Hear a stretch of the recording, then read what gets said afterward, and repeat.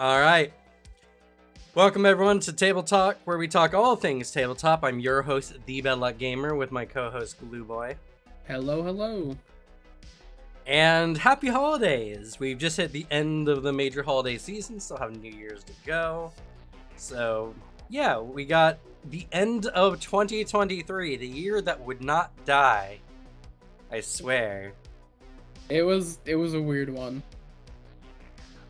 Though I also feel like we say this just in general every year. It's like, man, this year was wild. It's like it's been like that since 2016. It's felt.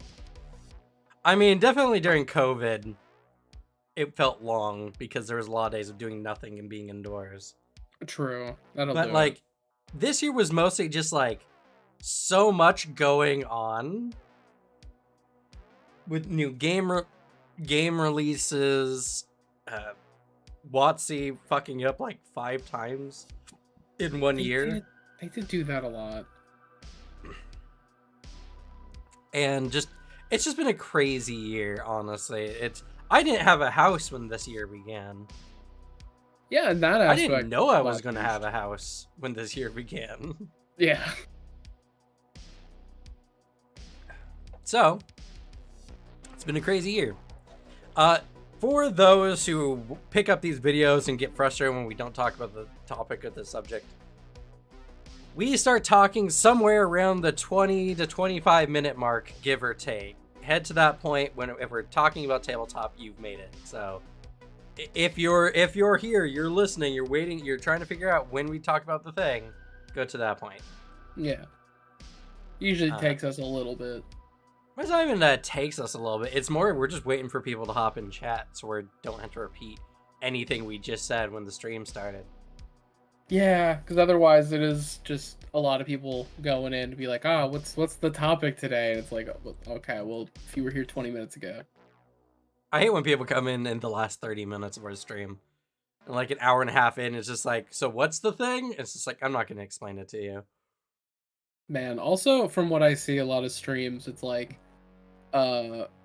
it's like 6 hour long, just us doing basic 2-hour streams. Wild.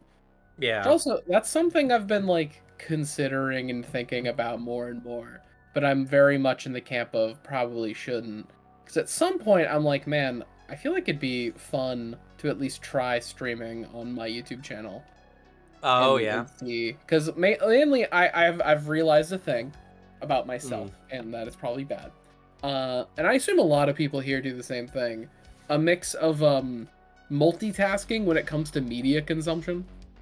Any game I'm playing, I'm listening to something else. Like I have to be watching like YouTube or like a podcast or something. I can't just sit down and play a video game or like sit down and watch a movie or something. And I'm feeling like this might be bad for my brain. So I'm trying to slow it down, and I feel like a really fun method of like helping myself deal with that is by streaming it to a chat, even if it's just like a little active, just like streaming a 40k game I've been meaning to finish. Yeah. And then just going on with my chat and with like or whatever. Yeah, I mean, I think it's just one of those things where I would struggle with it just because I feel like I have to fill the space up, and I talk so loud. Yeah. That my diaphragm will start hurting a couple hours in. But that is fair. The other idea was, I know there's some streamers who do it, have basically streaming, and then their friends can hop in if they choose.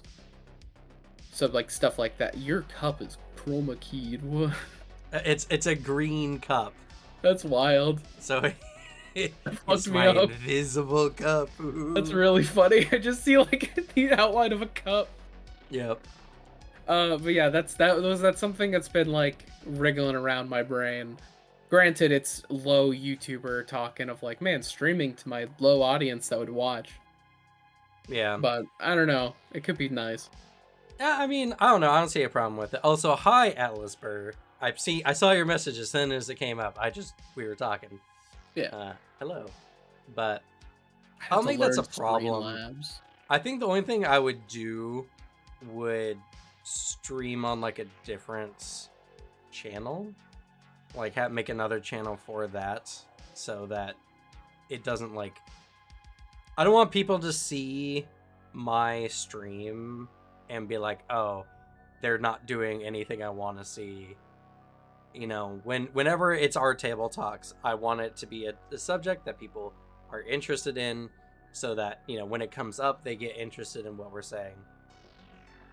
And like, gaming is just one of those hard parts where a big part of like gaming streaming in general is literally just the it's just the aspect of like the community, the people who are in chat, you know, kind of making chat interesting.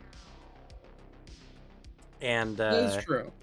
that only happens when you have like a large enough size, which means it's like really hard to get started. I mean, even our streams, which have been getting better since we started to like chat into like 3-4 people, we now regularly get well over like 10 people every stream. And that doesn't seem like a lot, but that actually is a lot in the streaming world.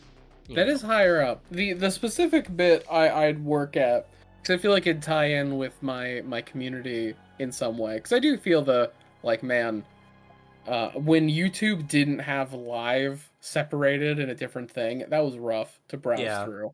I'm happy that they did it, because now I'm more willing to. Because I don't want to plug up my feed, but having like little live bits in a separate tab seems fine enough. The that and, you know, channel memberships and all that, I don't have to grind up the appropriate subs again. But then the bit I want to work at, because it is a large project I want to do, is playing every single 40k game on PC, and then like making a big community thing about it, like going through these old ass RTS or like strategy games and like playing them, because that's content I'd watch, like streaming wise, is some like a big challenge thing, and then I'd use it to make a video out of it. Yeah, I mean, something that I've noticed on YouTube most of this year, the number of times I see a video or a stream with someone who with a video that's only like 6 views or 2 people watching the stream, there's a lot. I see it all the time. There's a lot. Which I'm not necessarily unhappy about. I'm glad that YouTube is working hard to get notoriety for people, smaller streamers. And I've actually watched smaller content creators because of it, because some video comes up that's interesting. So, you know, it's not necessarily a super bad time to do that either.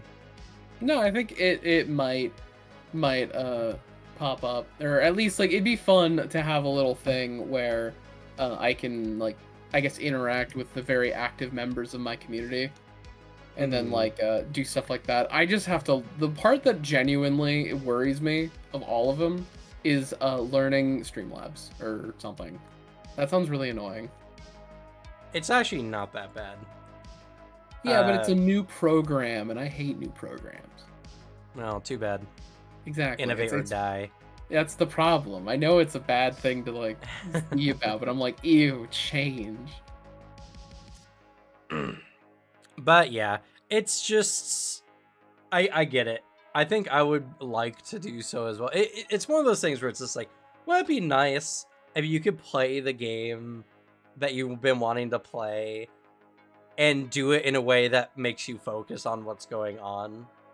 Because there's so many times I struggle to play games because I'm just like, my brain needs something. I need to be digesting something, and the game is not giving it to me fast enough.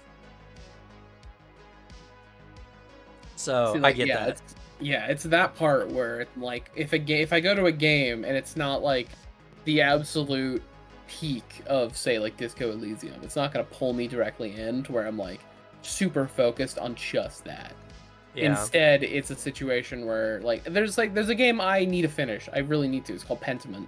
I love that game. It's really cool. The art direction's fantastic. But it's like, man, it's so much reading. And instead, I could be playing this game, which has these large segments I can watch a YouTube video to. And I'm like, I don't feel like that's healthy. I feel like I'm being overstimulated and like too much, and so I want to pull back and like try to change up so I can engage with certain things a little nicer. Yeah, Also, yeah, honestly, the streaming on a game. I'm granted it's to a smaller audience. If it was a big audience, I know it wouldn't fly. And also, yeah, it mainly it's to fulfill a larger thing I want to work on. I really want to make a big video that is like I played every single 40K video game and just go mhm. through them all. I think it's just one of those big projects I have in the back of my head. The one that's gonna be really annoying to like do on stream if I could is Warhammer 40K Battle Sister, because that's a VR game. Oh, It is a game where it's like if you like 40K it's cool, but otherwise it's pretty weird and lame. yeah. Yeah, I don't know. Unfortunately, we're in the multiple generations of people who now more than ever in history have access to like entertainment and information at a scale unheard of before. So I think there's a lot of adaptation humans need to make. Otherwise, like MatPat did a video on it recently where shorts are ruining people's attention spans because it's that constant dopamine of like something new, something new, something new. And it makes it harder to sit and watch something that's longer paced because your brain gets starved for that dopamine hit. Also, hi Derek, how you doing? Yeah, that's specifically what I'm trying to scale back. I'm trying to get some of my dopamine receptors a little better regulated. Back in the day, I could get that from like sitting down and reading a fucking book. Yeah, I can't even read books anymore. That's same. I only do audiobooks. Yeah, I mean, unfortunately, the best way to fix yourself is to like cut yourself off from the internet like altogether for like months. I've at the very least I've been scaling back the digital entertainment multitasking. I've been playing games and then purposefully being like, no, do not listen to something, do not watch something. Warframe is the only exception because I'm not gonna sit there listening to Warframe screaming while I'm doing the same grind for an hour. Yeah, I'm about to say there's no. Some games are designed to be played while you watch Netflix. Oh, 100%. And then like, if I'm playing if I'm playing Rogue Trader, I'm not gonna listen to something. Yeah, that's a story game. I'm there for the story and the tactics. True. Yeah, I thought about doing the same thing. I think it'd be fun to stream like gaming in general. But I don't know if I would want to be a gaming streamer. You know what I mean? No, I feel the same way. I just want to be a guy who streams stuff in like the same rate of video production. Like I think Joseph Anderson has one of my favorite like methods like that. He streams himself playing a game, and that way you see his live like blind reaction to stuff until like then months later a very edited review of something comes out. Yeah. And it feels really cool. It's like really nice to see a lot of that. And other than that, he's just entertaining. And like on the video side, you get his like dry analytical side, and then on the streams, he's really funny. Yeah. And so you get or also the fact that he just breaks every game he touches. That man, he just likes to push games to like see what he can get away with. And it's that duology of it. You go to like the live tab and it's a different experience. I like that idea of you're just doing both, and so you have a method of making the videos and another method, kind of like TableTalk is, of being in touch with the community like that. Yeah. Yeah. I mean, it's one of the big reasons why we do tabletop anyway. Is just, exactly. Like, I could make tabletop content without having this, and honestly, I don't really turn tabletop into other types of content. Which I probably should, and at some point I probably will. But cut down table talks into like shorter 20-30 minute segments. Well, the best way to do it would be to make shorts out of it, like where a particular point comes out where it can be like talked about in like a minute. I see this all the time, and honestly, it's just something that I need to do. I need to get like a timer or something so I can hit the button every time something comes up. So I can go back through the video and more easily like pick that information out and turn them into like 1-minute shorts. Yeah, I mean, there's a whole industry even about fake podcast shorts. True. And yeah, Muffin Hydra, welcome to the computer generation where everyone has ADD because we can't focus on anything because our brains are constantly flooded with various chemicals asking for our attention. Yeah, at least rough. I have the benefit of being diagnosed with it before I got super deep into internet shit. So like, it doesn't help, but it's like, man, I wanna scale back. I'm gonna go back slowly, pace myself, and then eventually level out my dopamine receptors and back to what they want. Yeah, honestly, I've just started turning the volumes down on my off-screen video so that at least something is going on, some sound is going on. I can't clearly hear what's being said. So it kind of fills that need of like empty air without giving me too much to like focus on. I can see that working, yeah. Any other projects or anything you're working on? Anything you got planned for the new year? The only thing I got is the video will actually come out on Monday today. Finally, everything is kind of back. I was waiting for my roommate to return from the holidays, and he did. So tomorrow I'm recording my first video for a while. It's about the Mechanicus, and I'm excited about it. But Jesus, there's so like anything in 40K, you're like, there's so many variations. At least for the TableTalk spoiler for like the single digits of you that are subscribed to my channel. It's gonna be a so you want to join the Adeptus Mechanicus, like that recruitment style video, and going through your career path in the Mechanicus. And there's a lot of things you can specialize into, and also Electro Priests, like we encountered in Rogue Trader, are really fucking cool. They're really so fun. They literally have an augment inside of their like that goes through their nervous system that channels electricity through their nervous system. So the more excited and like religiously like fervor like they build, more electricity grows in their body. More motive force. Yes, they love the motive force, which or the motive force, because they got the Trinity going. It's literally the Christian Trinity, but just replace them with Robot. Yeah, well, kind of, and the Omnissiah. Yeah, because the Omnissiah is basically just Jesus, like machine Jesus.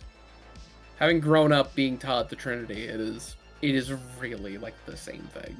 Because the Omnissiah, the Emperor, is just the physical manifestation of the machine god in our world. And then the motive force is basically the Holy Spirit. Yeah. It is that's the other Trinity that exists in 40K. The good old Holy Trinity in the Adeptus Sororitas. Bolter the Flamer and the Melta. Fair. I definitely am excited for this next year. This next year is going to be big in a lot of ways, I feel like. Like, we're having the new D&D thing coming out. We have new Pathfinder stuff coming out. I feel like tabletop in general is going to start popping up more and more in, like, pop culture.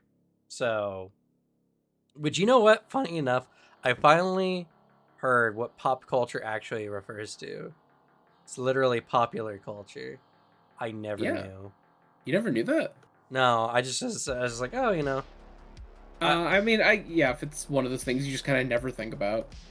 Yeah, well, it's just like it's just something I never heard. I heard pop culture, and I understood pop culture as a concept, but I never really understood that it was just short for popular culture, which I agree. Whoever invented that, good job, because pop culture is much easier and better to say than popular culture.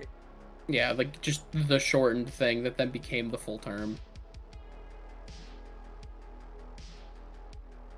But All right, let's talk about today's topic. What the biggest problem in TTRPGs? Anyone want to take a guess? Anyone want to take a guess? Give y'all a moment to guess what that might be, because I'm curious what generally people think the biggest problem is.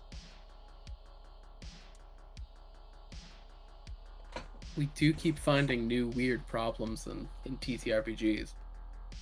There's not even new weird problems. A lot of it's just Dead Phoenix. I am the problem.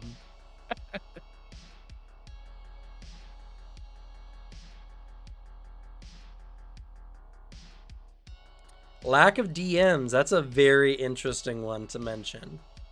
Honestly, though, not actually a problem. I do know that feel though, of having been in that state once in my life. It is rough to be like, I want to play, but I don't know anyone who GMs.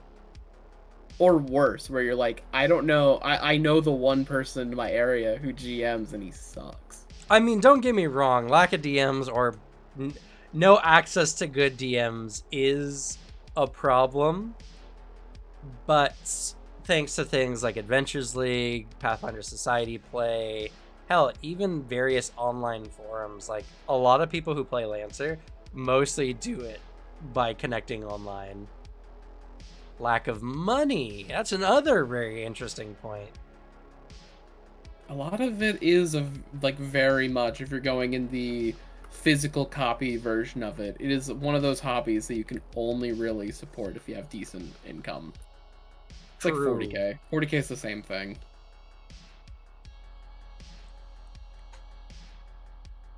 A lot of very interesting takes, and a lot of them are very serious issues to some degree, for sure.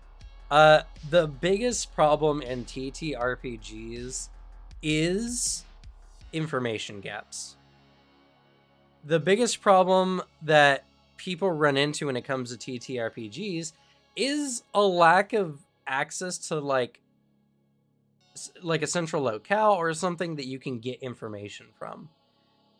Like, it's not like indie games. Indie games are something that like you don't necessarily hear about every indie game because there's so many that come out. And they come out and we learn about them when they get really good Steam reviews, whatever. You know, there's a lot of games that get discovered purely by accident. Heck, Lethal Company is a one-man project game. It's actually not even that complicated to make. And it popped off because a lot of people found it and it thought it was funny.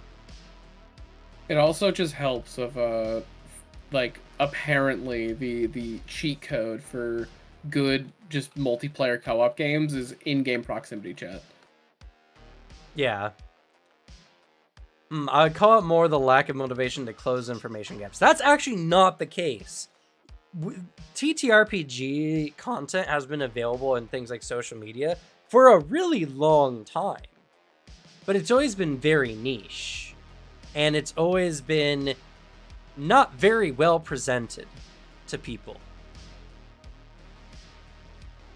I can attest to that. There's a lot of people who try to sell you a tabletop game and they're like, yeah, it's the best. And they explain the worst thing fucking possible. And you're like, I hate that. Or and they then you just actually look into it and you're like, oh, wait, no, that person just explained it poorly. This rules. Or they just have the personality of stale bread and listening to them is literally torture. Both of those are my experiences with like Pathfinder getting into tabletop. It was just a lot of people where I'm like, so wait, the fun of this is really strict like character building to the point where my character sheet is just a fucking 12-page spreadsheet? That sounds like ass. I don't want to do that. It's funny you say that because there's a ton of people who love that. There are a lot of people that love that, and then they explain it really poorly, or they explain it in the most extreme way of like the way they enjoy it. And now look at me, I'm playing Pathfinder 2nd Edition and like Lancer and stuff. Games that would have immediately turned me away if I was getting into it like right at the beginning of my tabletop experience. And so the problem is not like lack of interest or anything.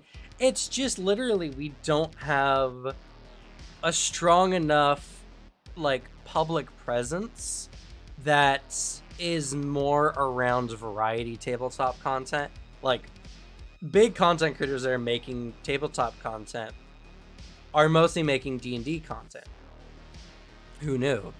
And even beyond that, you hear about some names, some games, whatever. But like there's many times where I'm talking about something happening in the general TTRPG scene and I get someone in the comments saying, "I didn't know this was a problem. I didn't know people were talking about it this way." Or people just confused. They're like, "I don't know what this game is, but everyone keeps mentioning it and I can't find information about it. There's like no videos on YouTube, you know."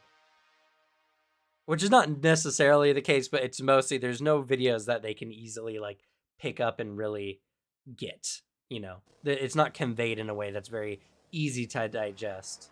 It's someone who's making a video because they really like the thing and they need something on it. And a lot of times, sadly, is them reading off of like a PowerPoint. I've looked into like some weird indie like tabletop game YouTubes, and it's like, man, I wish you edited your videos a little stronger. I would enjoy this more. But it's like the purpose is just to talk about the thing you enjoy. Right. But still, it's that bit of it's because the people who can make the good videos and the good money from making the videos, they're in 5e, making the 5e money. Yeah. Or they're making their own games, or they're doing some weird homebrew personal things, you know. It's rough, and heck, it's something that's so pervasive that even people who are so into TTRPGs, I would consider myself to be very much into TTRPGs. There's still tons of games I never hear about, tons of scenes I don't really know the first thing about. Like, I've heard of the OSR, I know generally what OSR is about, but I just don't consume content on OSR stuff, so my knowledge is pretty limited when it comes to that aspect.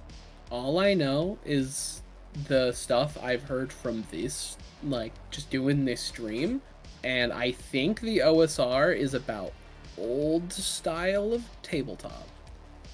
I mean, you're pretty close, yeah. Yes, I'm informed. Kind of, partially. That's kind of the point. It's just hard. It's hard to find a lot of information, and like I said, this is not like bashing anyone who makes content for TTRPG stuff. It's just there's a lot of TTRPG stuff that are not super interesting to watch or listen to. Not that there hasn't been. D&D has showed plenty that there are very interesting ways to convey information about D&D. I like Mr. Rex's videos about the various lore bits of D&D, even though I don't agree with some of his points about Pathfinder or, you know, its relation to D&D. And there's also like Dingo Doodles, who talks about like how they play their game and kind of homebrewing in a sense. I'm late. What is the problem? All right, Klaus, I like you, so I'll let you slide this time, and I'll bring you up to speed here. The biggest problem is information gaps. People just don't know even what games are out there. The number of times we hear on stream have been found not knowing about a particular TTRPG that a bunch of people seem to know about is crazy to me.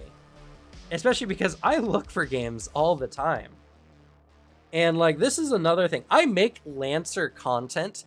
The lack of knowledge about Lancer is criminal. And the biggest reason why is you can't find Lancer books in stores. Yeah, it's really hard to get books. Like, every time I go to like a bookstore or something, I'm like, all right, just for my own sense of like curiosity, what tabletops we offering? And then I look at it and it's like, okay, oh, surprise, there's a Pathfinder book, that's something. Oh, this Pathfinder 1, interesting. And then it's like 20 permutations of this is built off of the 5e system, or is just 5e. Yeah, there's so many. Like, I find one where I'm like, oh, that looks interesting, and that's 5e. And this is something that I feel is what hurts tabletop the most, but it is also one of the reasons why I feel like tabletop is going to be going through some big changes as more people are getting invested in tabletop. And anyone who plays tabletop for any significant amount of time knows that if you play tabletop for long enough, you're going to want more. You're going to want different tabletop. You're going to want other games. And, you know, there's a lot of content creators that are currently trying D&D out. They'll be doing it for a few years, and then they're probably going to look for something else. Who knows? And they might make content on it. And the tabletop scene is also getting bigger. More people making content. Hopefully this channel can help add to that. I need to increase the entertainment value of the channel, which is something I worry about and think about all the time.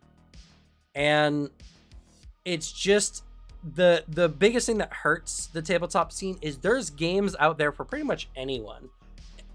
If you like role-playing games at all, RPGs at all, there's a tabletop system for you that you will enjoy. The problem is they're insanely hard to find because where do you go? What do you do? What websites do you go to? There's a lot of people who have their own websites they go to, but I go to these websites and I don't find some game I'm looking for currently. It happens all the time. The number of times I type in top 10 TTRPGs of this year and I don't find a game that I know released that year or got interest that year is insane. There's just not a place to get information. There's not a very good way to convey this information to other people.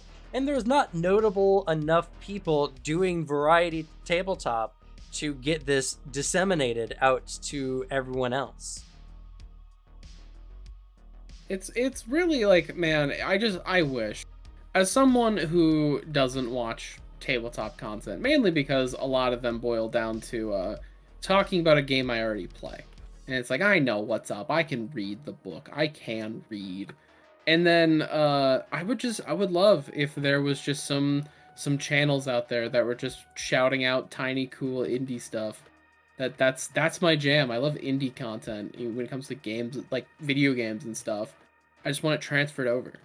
And also, the only other method is like being on Twitter, which is a curse in and of itself. But it's like following the right people on Twitter is like the only other method. Yeah.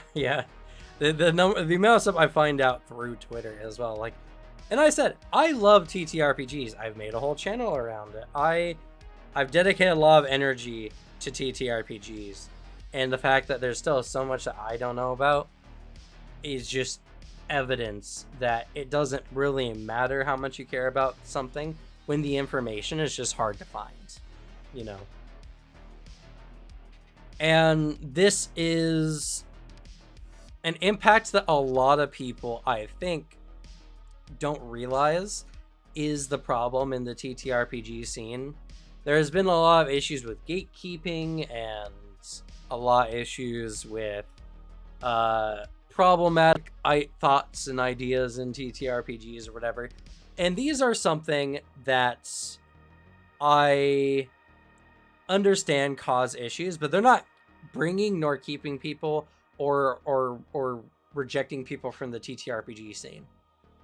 What actually is causing the problem is people just don't know about TTRPGs enough to get interested. It's all about advertising in the end. Advertising is huge.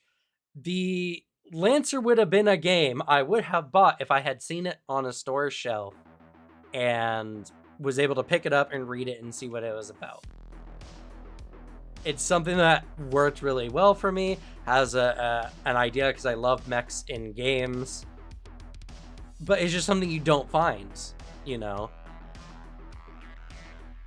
I really feel that pushing stuff into a 5e template is overdone, more so because they try to make it into not 5e and have 5e anti-patterns, which makes the entire experience worse. Either embrace 5e or choose something else. I was so hyped when I found out 5e Stargate TTRPG exists, but it feels like it doesn't want to be 5e. More on the topic. I found out about the Stargate TTRPG like 2 years after its release.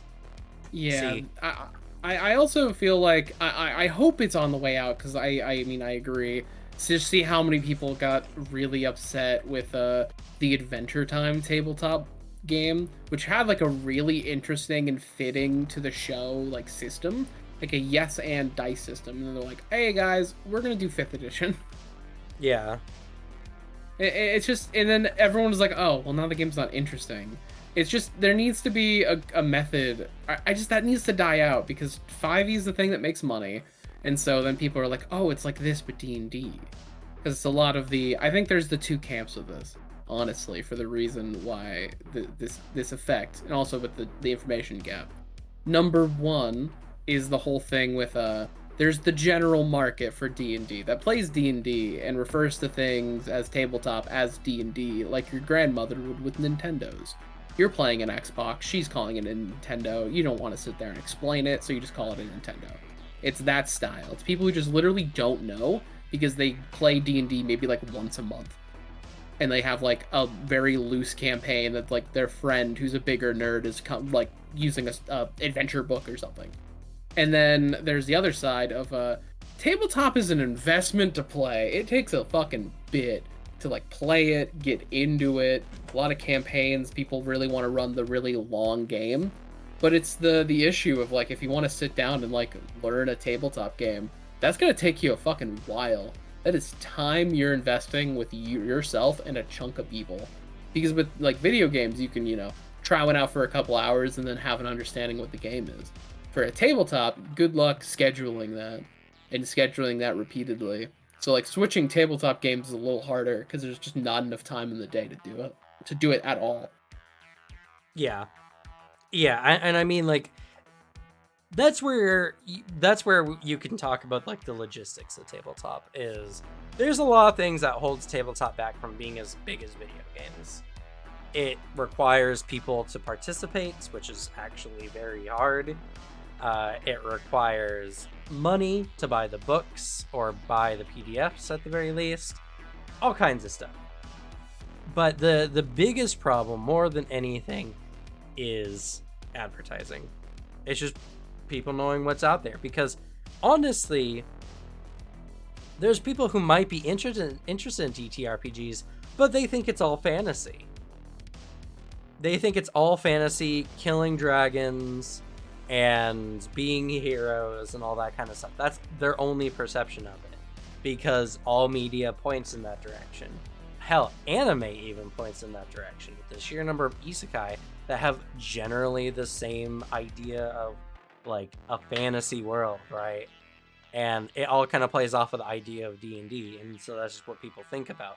But when you actually present people with like, oh, hey, here's a TTRPG that's very much not what you're thinking, they're like, oh, that's super interesting. Lancer is by far not D&D.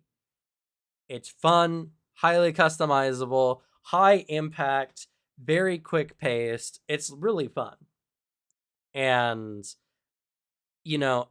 another part to all this as well is misinformation and a lot of general opinion being formed by hearsay. There's a lot of people who are so misinformed about TTRPGs because they feel like they're in TTRPGs. They play TTRPGs, so they know TTRPGs. A lot of people don't understand that despite all the information, all the stuff that happened with the OGL this year, and even though Hasbro took some stock hits, this has actually been one of the better years for D&D that it's sold. Yeah, they're completely fine. It's actually, I think it's one of their record years for D&D related content. Not surprised at all. But a lot of people out there, I know because I get comments that like it, they're like, D&D has been doing terribly. It hasn't. No, it's the same people who also go out and talk about how Warhammer Age of Sigmar is dying and failing, and it's because everyone in your little circle doesn't like a thing. So all you're hearing is the negative stuff of it. Not even saying like you need to have people saying nice things about stuff you don't like in your circle. It's more of like, because of that, you're only seeing the failures of them and not seeing all the genuine metrics where they're just succeeding monetarily. It's a business. If there's still things being made of it, it's making a profit. Yeah, and it's because a lot of this stuff kind of happens outside of the general person's viewpoint. There's a lot of people who claim Pathfinder First Edition sold better than D&D 4e. That is, yeah, I remember saying that. Super not true, actually. Yeah, it's very incorrect. Another thing I hear about is the golden age of tabletop in the 90s, because that's when some of the biggest tabletop names came to be. You know, White Wolf and the like. That was still a year of financial struggle for the majority of the tabletop scene. Like, people look at this era and they're like, oh, this is the best tabletop's ever been. Tabletop's not doing nearly as well nowadays. That's just factually incorrect, you know. But people will move the goalposts. They're like, okay, but see, people who are getting into D&D are getting into D&D. They're not getting into tabletops. And it's just like, that's just factually not true. This year especially has proven Pathfinder has gotten more people. Lancer has gotten more people. There's a lot of games out there that got more people because of the OGL business. And this was still one of Wizards of the Coast's best year for D&D. Yeah, and it's not even to say, like, are there people getting into only D&D instead of, like, pure tabletop? 100%. I've met a lot of them.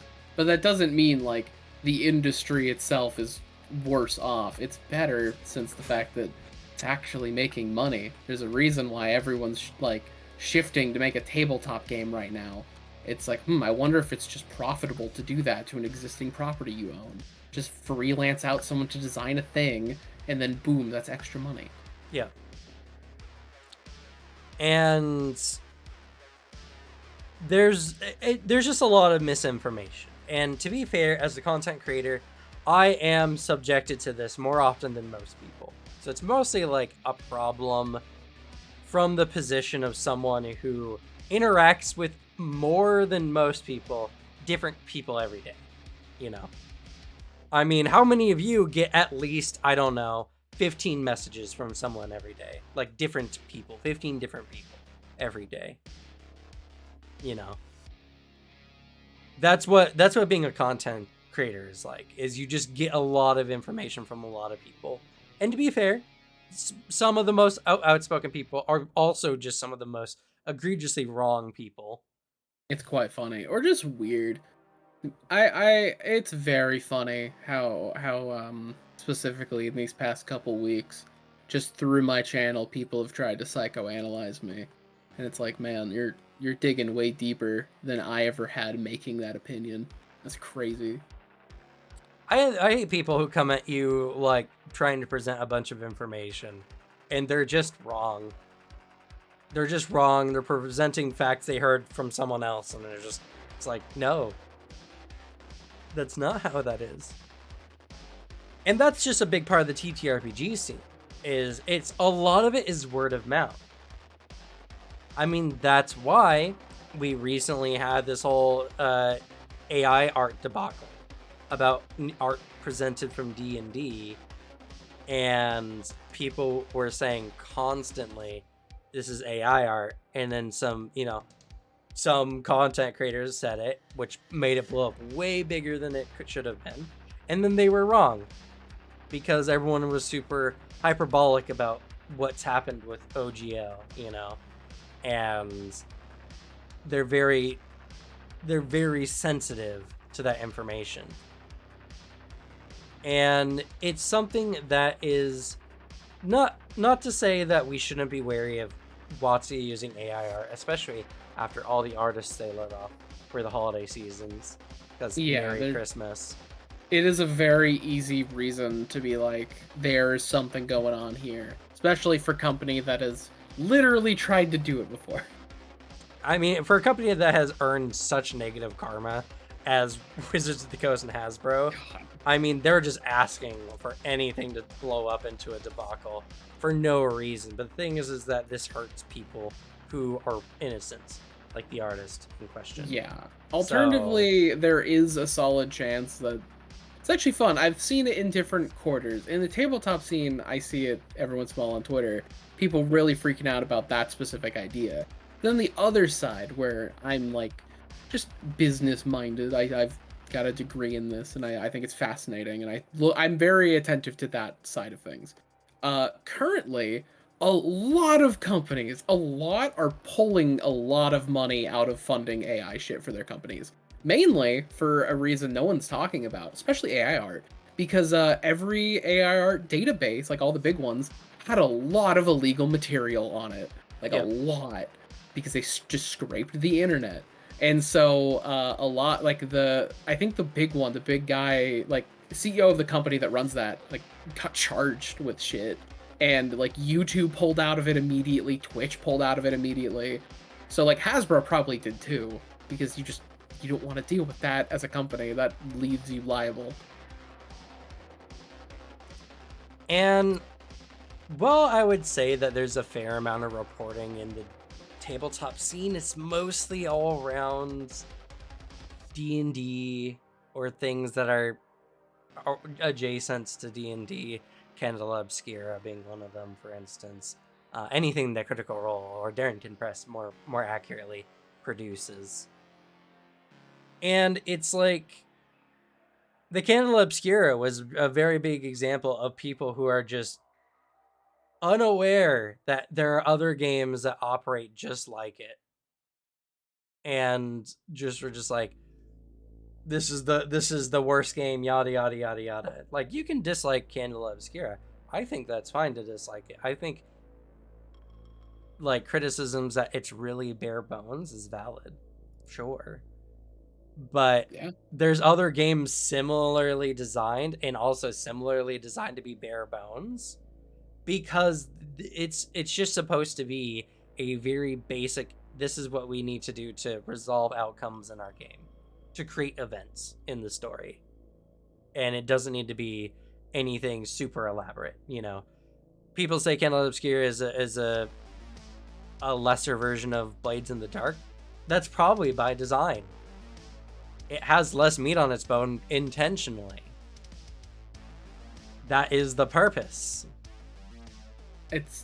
I also just like it leads to that for I guess the information gap. It's something we've both been dealing with, is a lot of arguments that boil down to it's like this but worse.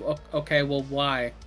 What part? And they're like, well, you know, as someone who's played Blades in the Dark 3 times, let me give you the in-depth rundown. Or as someone who has read the book 1 time, let me tell you why Candle Obscura is a worse version of Blades in the Dark. And let me parrot a YouTuber that I saw this from.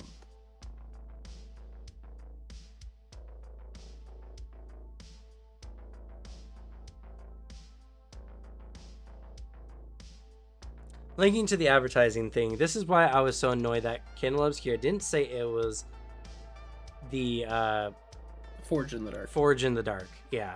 Because that will likely funnel people towards new games.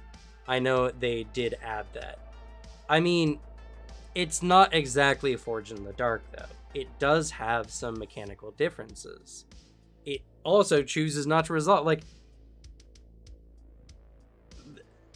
the similarities to Forge in the Dark is actually not as much as people want to think it is. Like, what's the similarity, right? It uses 2d6, and you want to get, well, it doesn't use 2d6. It uses d6s, and you want to get 6, and you have middle results and whatever. That's a statistic system. You can't take that and copyright that, you know. So what else is similar? Oh, you can use discipline, or not discipline, drive, to add dice to checks, like you can stress in Blades in the Dark. Well, except Blades in the Dark, that is a resource that you need to take downtime days to utilize. So that's something that's very, very precious, and you want to use sparingly. Drive in Candela Obscura actually is something that you can refill when you play into your character role using your gilded dice, often choosing maybe worse results in exchange for getting some of your drive back. That's a very different system even though they both add dice, they work mechanically insanely differently. There's also like scars and wounds and everything like that, and even they're actually different in different ways, because in Candle Obscura you can actually be attacked in several different ways, and you actually have resistance to get rid of it, which is something you can't do necessarily in Blades in the Dark. Now, they said in the book from the beginning that they took a lot of ideas from things like Blades in the Dark, thus in other games.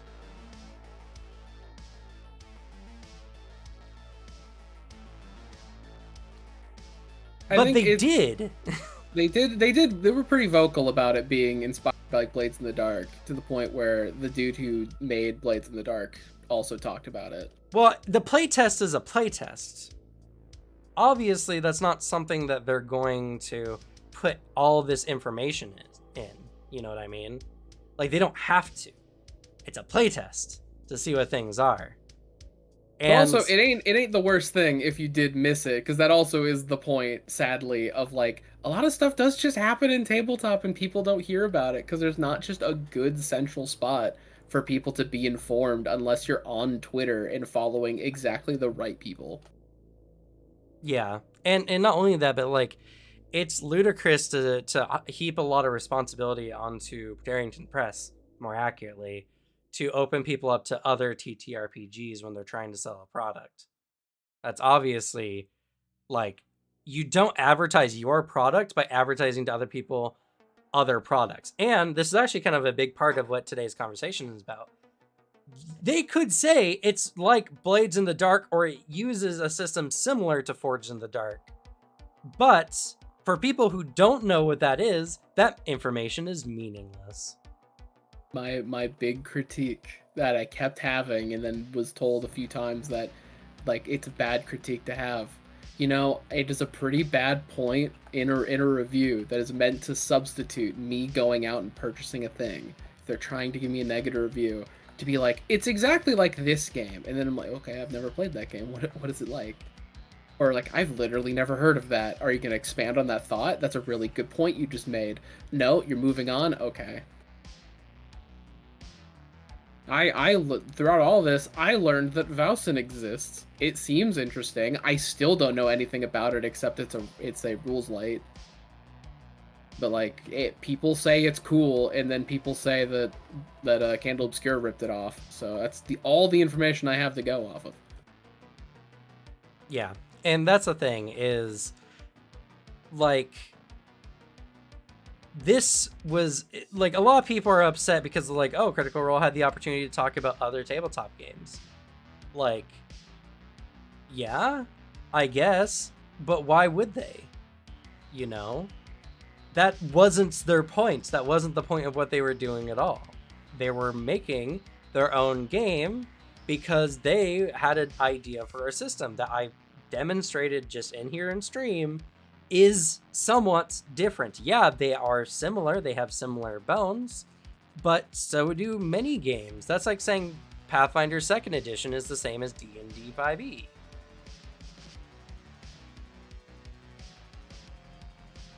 I did love the description for the similarity on one of them being the you're in a supernatural world and you're a team.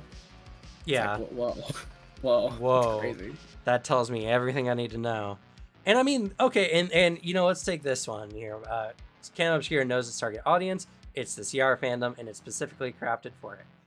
Let's not get into the preachiness thing. That's debatable, one side or the other. And even if that was their intent, you know, to create a space, that's fine. The whole point of producing a product is to target a specific audience who will buy it. Yeah, and this is what you're saying, and I understand that. I'm not yelling at you. I'm more exclaiming in exasperation that it's okay that Candle Obscura is not as good to some people as Blades in the Dark. That's fine. It's like chocolates. You might like chocolate from some company or another company. You can't say that you know, dark chocolate by Hershey's is the same as dark chocolate by, I don't know, name other hundreds of chocolate companies. Like, yeah, sure, there might be slight differences in taste, but it's both chocolate, right? But it's like saying, like, why would I get one chocolate when I already have this chocolate? It's like, well, maybe they did something different. Maybe you like the way better. Maybe it's just cheaper and you want to buy cheaper chocolate. Like, Candela Obscura is a game for people who would like to buy a Candela Obscura shaped game. It was also, like, it was really funny, because I do think that Candela Obscura is crafted inherently to, like, appeal to people who like Critical Role, because that just makes sense if you're producing a thing. And also just, like, that sounds like the team likes the style that Critical Role does, so make something along those lines. And then seeing that as a negative of, like, Yeah. man, this game, it makes you, like, it's gonna make you make a game that's like Critical Role. And then to a lot of people, including myself, it's like, that doesn't sound like a bad thing. Sounds like what you'd expect. Personally, I'd be surprised if it wasn't that. And, like, Critical Role has in the past said go out and try other games. You know, it's not like they don't want people to play other games. But it's not Critical Role or Darrington Press or whoever's responsibility to show people other games. That's not what they want to do. So why would they? It's a weird expectation to have on a company. Like, you can be frustrated and like, Duck, don't get me wrong, you can be frustrated that a company like them is not doing so because you know their reach and you know the potential of what they could do. But you have to admit it's unrealistic to expect them to. You know, unless that is their desire, why would they advertise another game while making their own game? That's how you do poor in marketing. You know, that's how you do poor in making any kind of arguments about a thing. They want you to play their game. They're not going to tell you, go try another game so you can realize how good our game is. That's very weird. I mean, if they're going in purely for profit and, like, I don't know, I hope they want to do more than that. Don't get me wrong, I'm not being angry at you. I'm not yelling at you. I realize and I understand what you want. You would like for them, with their power, to do that for you, you know, or to do it for the scene, I should say, not for you specifically. You want them to show and talk to people to show them more in the space. Yeah, of course. But I'm explaining what I'm doing, though, you know. Yeah. It's also, it's genuinely that really sad reality of it, of you have the intersection between hobby and business. And so, like, for them, they have to be self-serving. They have to be going out. Like, if they make a game, like, they could even have, like, this maybe idea. Maybe Matt Mercer's got this weird tabletop idea cooked up in his head, and it only would work for him because he likes it. He knows that if he puts out a book for it, as much as he'd want to, or even, like, advertise all this other stuff on stream, as much as they'd want to do that, it wouldn't generate revenue. And then because it wouldn't generate revenue, there's a lot of people at the company that then might have to be fired due to low, like, profits. Because if they're not making that much money, they can't employ all the people they do. They can't do all the projects they do. Like, that has to be the first forefront. However, it is also on the other side to be like, damn, I do really wish there was just a good method for people to be incentivized to go out and, like, promote games like that. I wish there was a very big streaming group or YouTube channel that was making enough money doing it where they could just talk about, hey, I picked up a random thing on DriveThruRPG, let's check it out. And it could do well, and then people could look at it. It's that sad part of, like, damn, there's just not an audience for that for some reason. Yet. That I'm interested in. Like, I as a hater of tabletop content, not really, I just don't care about it. I don't like it because it's honestly always just shit where I'm like, man, I like this guy's style. However, all he's doing is talking about a game I already play. And I don't need to do this. I can just read the book or I can just play the game. But then if it's like, if I just found some channels that were, like, really interesting, really fun, and funny, that was just, let's go through these random weird indie, like, tabletop games. fuck yeah, that's my shit. The only tabletop content I watch are people going through homebrew forums and grading it. I think it's really fascinating. So like, I don't know. That's what I want. That's all I want, but it's just not, there's just no incentive there. You're not going to make any money because it's just, I purely think it's because of the time investment for people, and it makes people really unwilling to go out and try another thing. That and tabletop has a really big issue, I think, with just strong tribalism aspects of this is my game, deviation from my game is bad. Yeah, I will it say... seems like it's a mentality built up from the older days of tabletop, but that's just a young guy looking into this long hobby. I will say a channel I used to watch a long time ago was The Gentleman Gamer. And I watched his content way back when because he would talk about different TTRPG games. He doesn't really do that much anymore, and it looked like he took a hiatus and then he kind of came back after some time. Old channel, but I used to watch just for that reason because, you know, I was interested in it. There's just not a big scene right now where tabletop is exciting for people. And again, like, putting all that onus on Darrington Press and Critical Role is ridiculous because that's not their intent. You're demanding something from them that they're not trying to do at all, which is silly. You can be upset at the missed opportunity. Sure, I agree with that. But do so knowing that that's just a weird thing to expect. This is why I put so much emphasis on, like, content creators in this scene, right? This is why I get so frustrated at content creators in the scene who make big videos about other TTRPGs and then just shit on them for half of it. Like, what is wrong with making content where you're talking about the good aspects of the game, criticizing the bad aspects of the game, but otherwise leaving it at that? Why is it always a thing of like, this game is not good for people because this game is better content? Because that's what it all usually boils down to. That's what it boiled down to with Mr. Rex's, like, review for Pathfinder first edition or second edition.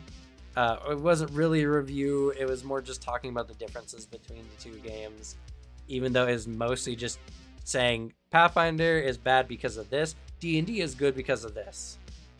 That was literally what most of it was. Or Puffin Forest, where it's just like, we played the game, I really liked it, but I don't think for most people they will like this game because it's difficult, I guess, you know? And he spent like the whole like last third of the video just talking about how difficult Pathfinder 2nd edition was, you know? Yeah, like, I get because I feel like it's a thing of you can make negative reviews. You can make reviews where it's like, here are my issues with it. It's that specific framing. It's that specific part that I take issue with, of the, like, taking it from the perspective of, we're all fans of 5e, right? Let's try out this new weird thing. It'd be weird if like you went out and were like, man, reviewing this new game that dropped, oh man, God, it's not Pathfinder 2nd edition, you know? It's so weird. It's I feel like you have to engage with it as its own individual thing. It's, again, the problem I think that a lot of this stretches from. You have to, like, separate yourself from the one game you tie to your personality. You can have other things. And I wonder how much of that specific for, like, Puffin Forest, because that video was a little weird. I think some of his personal critiques are fair. I think overall that video is better than the Mr. Rex one. It's still weird though. But, like, I don't know. Is it because your channel does D&D content and D&D content does well? Or is it truly just playing something that isn't 5e, like, when it deviates from 5th edition, is it bad for you? Well, or do you picture deviations as it would be difficult because it's a little more complicated than 5e, therefore some people wouldn't like it? I think the thing I find most frustrating is I think especially someone like Puff and Force can understand wanting to play other games. That's just something he kind of talks about in a lot of his videos.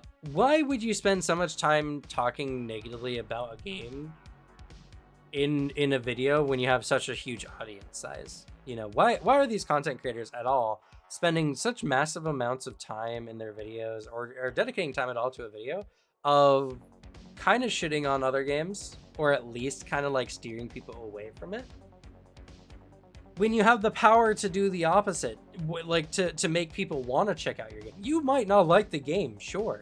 If you really don't like a game and don't think anyone should play it, then just don't talk about it, you know? You don't need to actively steer people away from it because it might be pleasing for someone else. I'm not saying don't have critiques or anything like that. The thing is, Mr. Rex and Puff and Force did have one thing very much in common. They actually enjoyed their time with the game. They actually had fun in the game. Yeah, I think it's an issue of how it's coming across to specifically people like us. Because I think in their eyes, if pressed on it, a lot of it is a situation of when you're making a review or like a critique of something, the stuff that stands out to you is the stuff that like doesn't mesh with you. The critiques, the nitpicks you have. I mean, as someone who watches a lot of like film review stuff, film stuff is exactly like that. You have a video for a movie's very good, and like a good chunk of the video is like them pointing out the stuff, like their issues with it. And then overall, they can still have the opinion they like it. I don't think they're, in their head, actively trying to push people away. I think it can certainly do that to people who'd be interested in the system. But also, like, if they got issues that they want to voice about it, I feel like they should be able to do that. Yeah. And like, even today, I actually just released a video on the Napoleon mech and license from Lancer. And in that particular, like, license review kind of content, I very much, like, spoke quite frequently on how I just don't particularly like the Napoleon. I don't think it's a bad mech, but I just don't know what it's trying to do, because most of its main features is just how unkillable it is. And that's about it. Like, the license has really cool things, but the mech itself is just very weird because all it does is want you to not die, which is fine, but you can't do anything else. It doesn't have a lot of weapon mounts. When you use its major feature, you can't do really much of anything besides punch another mech, you know? Thank you, Zealot. I appreciate that. So yeah, I totally get that. I totally get that you can definitely make that kind of content. Sure. The problem is the tabletop scene does not have a lot of big content creators doing variety tabletop content in very positive ways at all. There's very few. There needs to be. I just wish that people could like do it and be interested in that. Because like I just was paging through drive-through RPG and I'm like, dang, that looks like these would be kind of fun to just delve into for a video. I'm like, if I didn't want to deal with the tabletop community that I see in your channel, I'd blow my mind. I'd get so annoyed, like constantly. I'd get very pissed. So like I don't want to make that content. But also, like, I kind of do. I think it'd be really interesting to just make a video every week of, like, hey, I read a new, like, random indie tabletop game. Let's talk about it.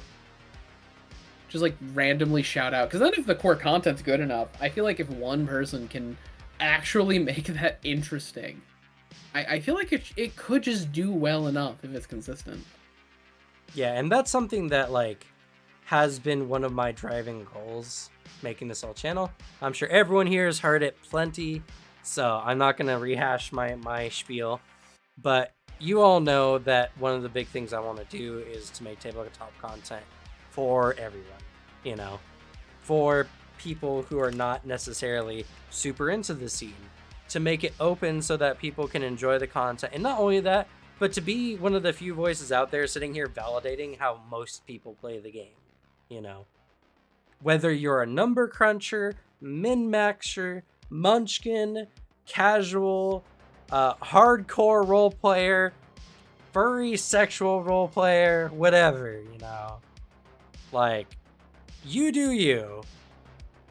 I think it's something that we need in the scene that we honestly just don't get a ton about. And yeah, when I look up Lancer content online, you see a lot of different channels, but I don't think anyone makes regular content besides me and Dragon Kid. I might be wrong. It looks like Zach Tact does. Next up is the Drake. Oop. A fair amount of variety content, but does touch on it a bit as well.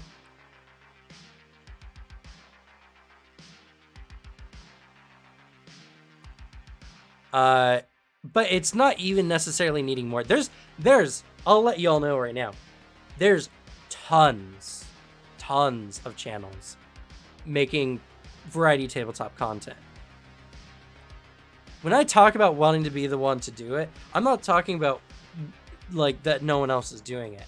I'm talking about being one of the channels to do it successfully, like in the hundreds of thousands of subscriber range. There's not many. There are some. There's Dave Thomivore, I believe, who does a fair amount, which many people here are like, who is that? That's one of the reasons why we're having this chat today.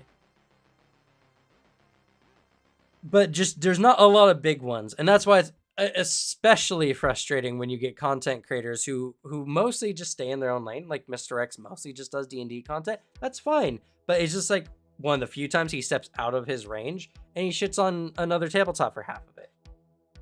That's frustrating, you know? And unlike the Critical Role Darrington Press example that we used earlier, his point was to talk about another tabletop system.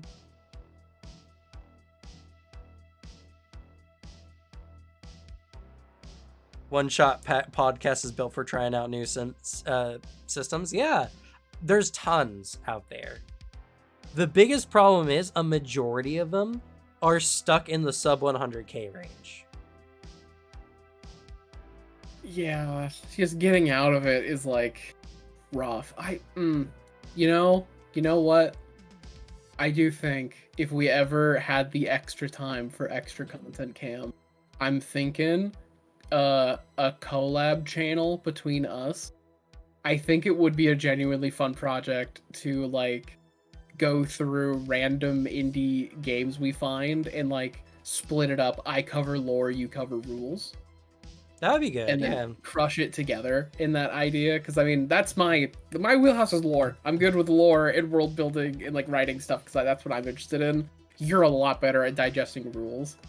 We mix that together. We find like random tiny games and then try to like uplift them or at least give pretty fair critiques, or just find some that like this is weird and kind of goofy. Let's laugh at it a little. But yeah. I think it'd be fun. Like that's fun general content. Like we make it from the style that is. You don't even have to be a tabletop fan to like this. This is just someone talking about a weird thing that we found online, or just something cool. And it's like, oh well, damn, that like the art for that's sick. The lore is super cool. And then just have that, just do something fun. I think it'd be great. Only thing stopping me is that I do not have the time of day. Well, it also, that's just kind of the content I'm already kind of making. Just more long paced, you know. Yeah, like I mean, actually sitting and talking about games. Yeah, we switch off the games. We got the table talk to do it, but I mean, I think it just would be fun content because that's what I want to watch. I just want that to exist, man. Yeah, and I want that's somebody out there to be making shit like that. It sounds fun. That's the thing. That's what I want as well. As I want, like if this channel gets big enough, then what I would like to do is one, pay my players so that we can play more games, but also just play more games in the week so that we can talk about more games.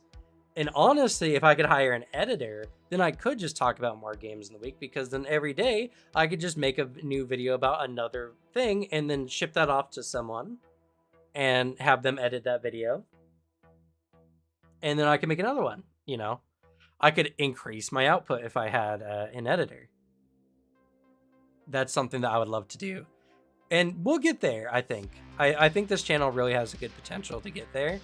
I think the biggest thing that stops a lot of tabletop channels is a lot of the tabletop channels that do start finding some kind of financial success start trying to live off of it. Yeah, like right away.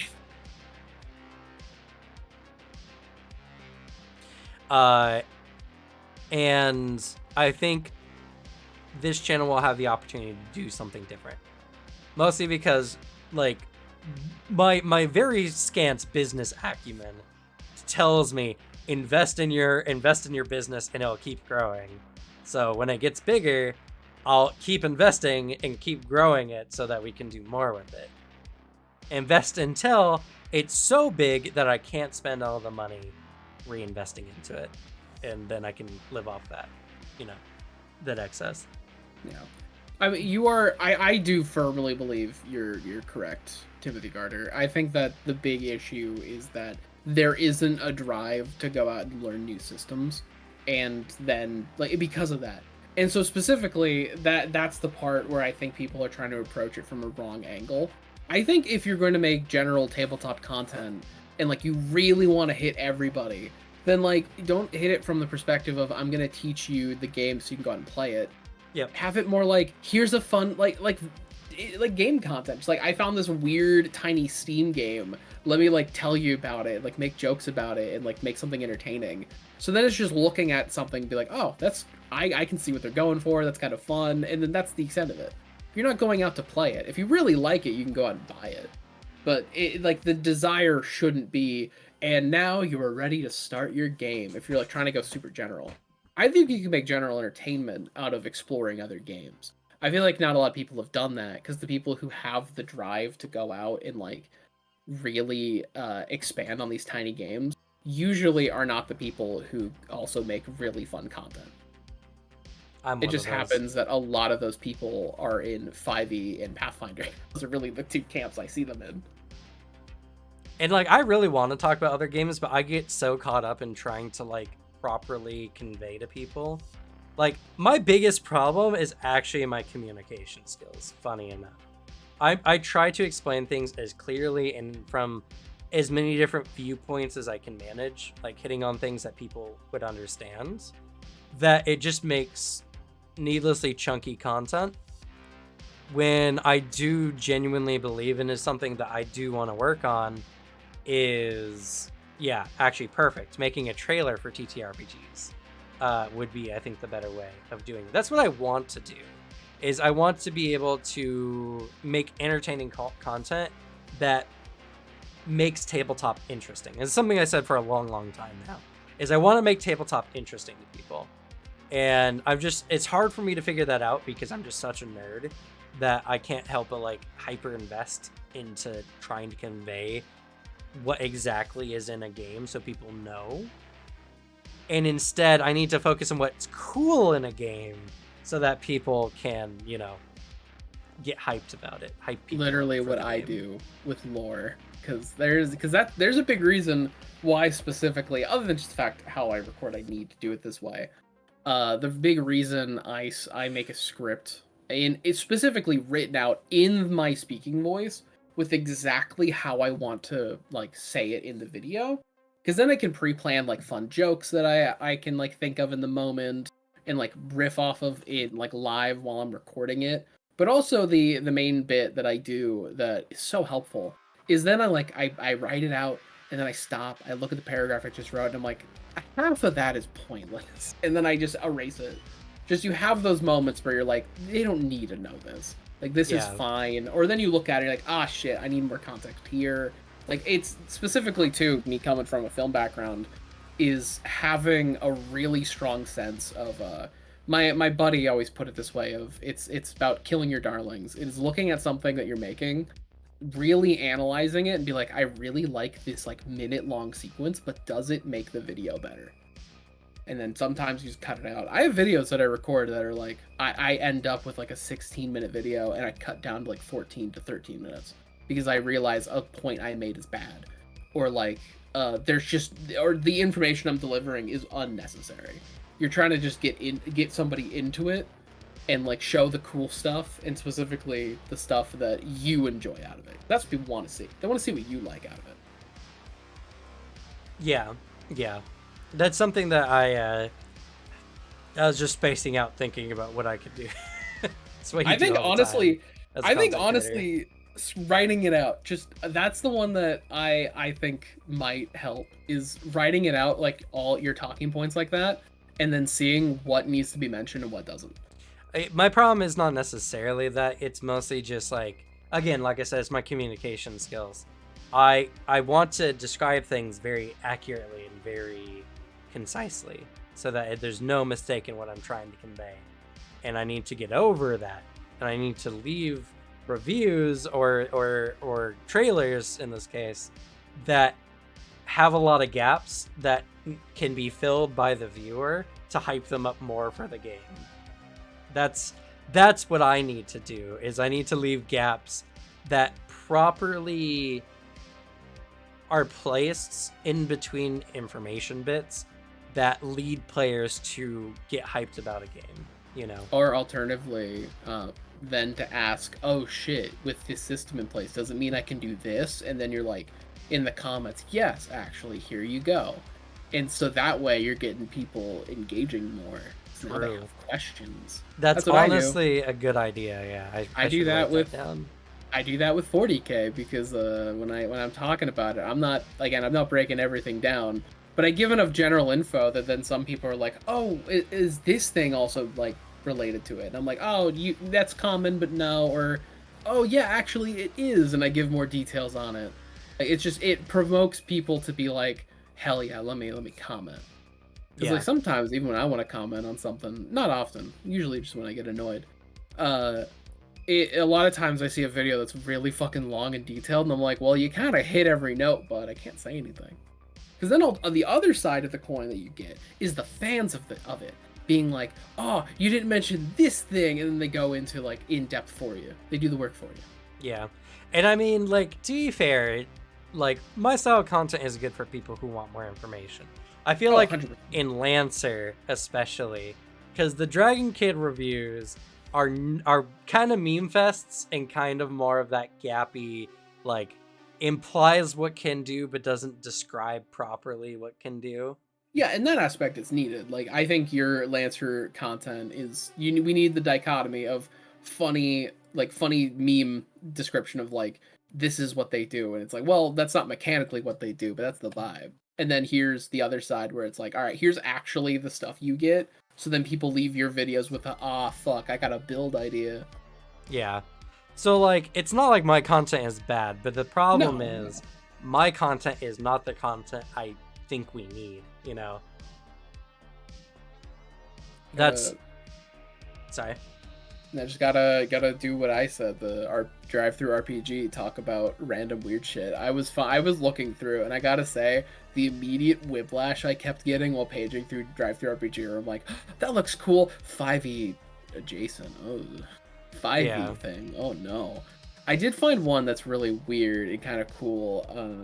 It's about escaping a dystopian island with like fantasy races of there's humans, cyborgs, magi, and vampires. And I'm like, whoa, this seems kind of interesting. What a collection of creatures to use. I think I need to hybridize. I need to create a channel that does both.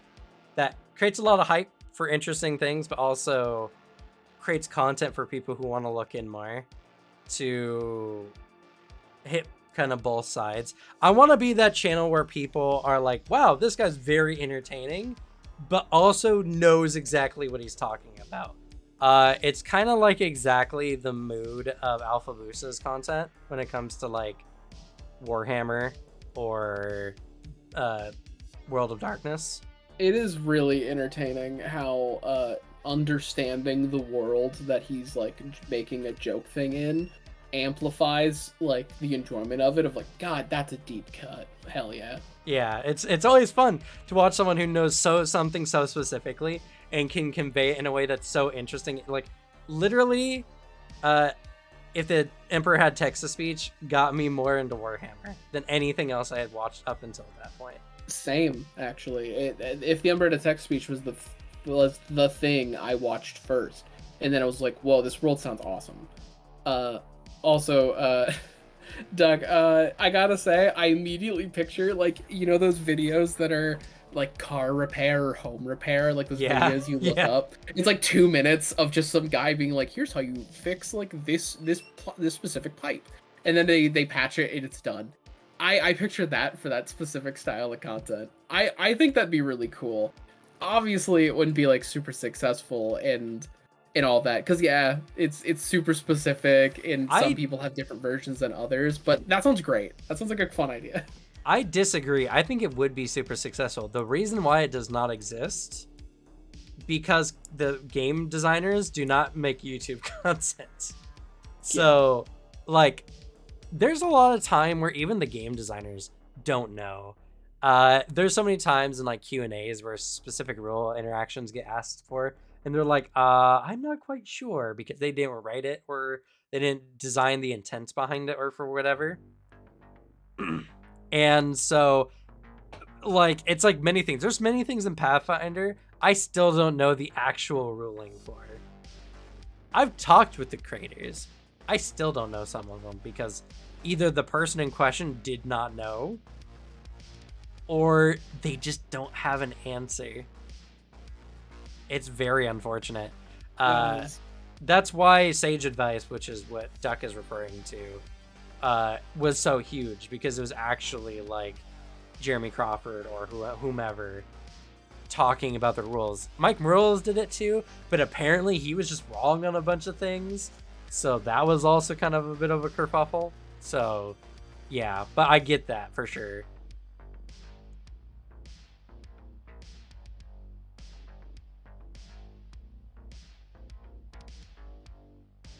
Looking at my YouTube recommends, I noticed Kotick is checking out a game they describe as Blades in the Dark, except you're sailing on a sea of trees. It's called Wild Sea, by the way. I think that's a joke, because we talked about Wild Sea before, and it's like, oh yeah, it's Blades in the Dark, but not really. Exactly like it, but not at all.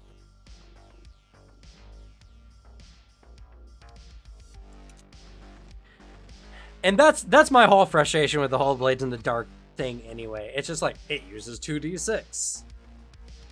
I also think this is another issue that is stemmed from the fact that, again, people are just so willing to deviate. So, like, the only way you can get attention on a thing is by directly relating it to an existing thing.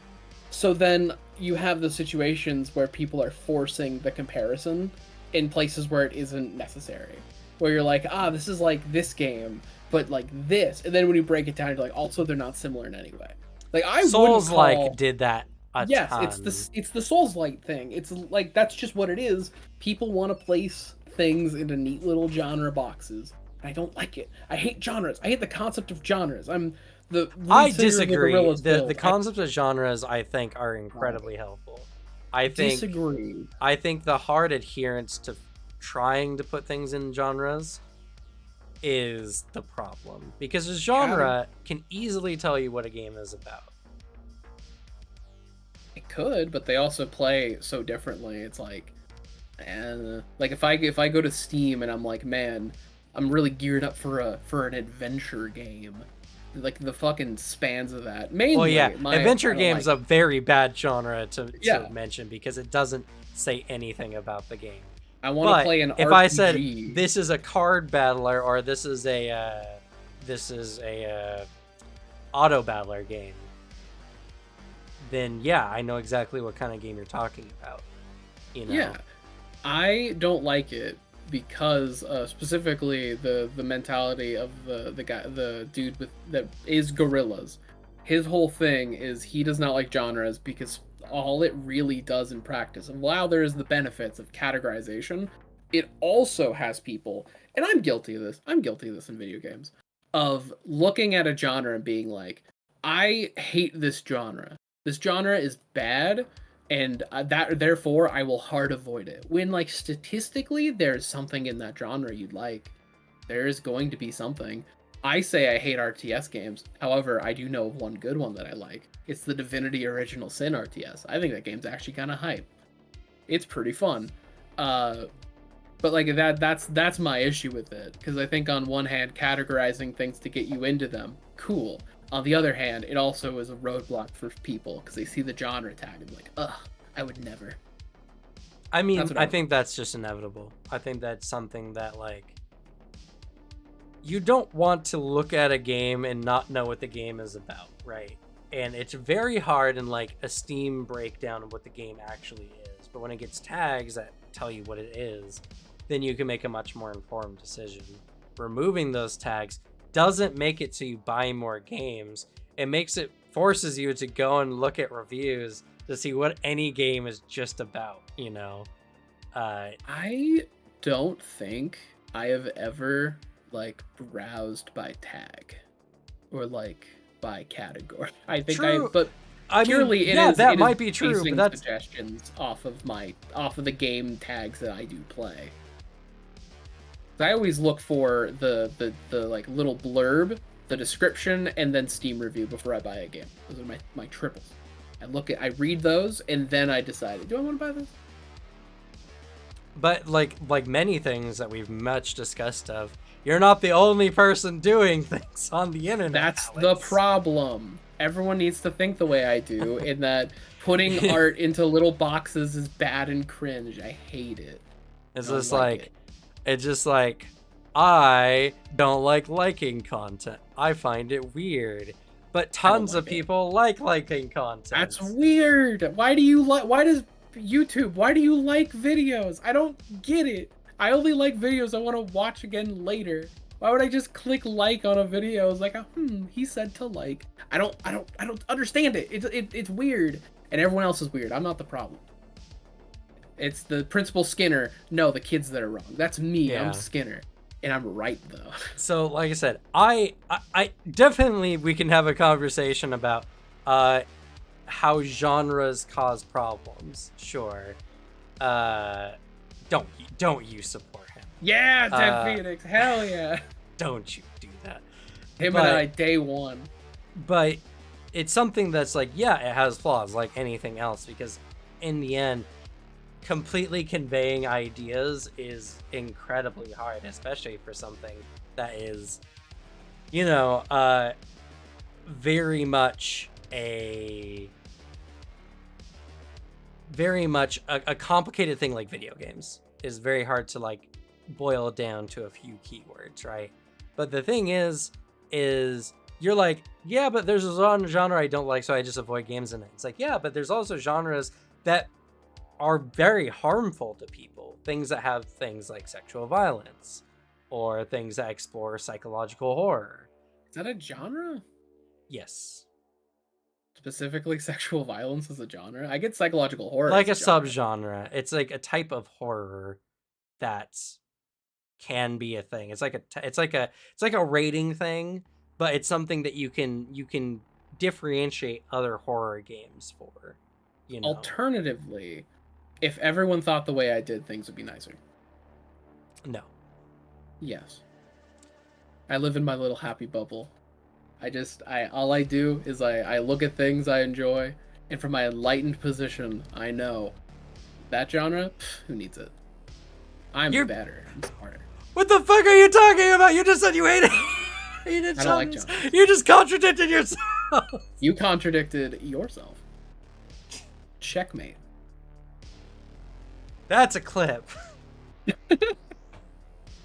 Everyone like, yeah, exactly, literally that, Doug. But like, just replace like you saying me, but like replace that with the word you, and then it'd be correct. And definitely, this is a position I hold with zero nuance. This is an unironic belief I have, and I'm not heavily reducing it as a joke. I know, and I'm not. I know you're not. Feeding into it. I'm not feeding into it because I totally think you believe 100% this way or anything. Yeah, I'm saying it for the channel.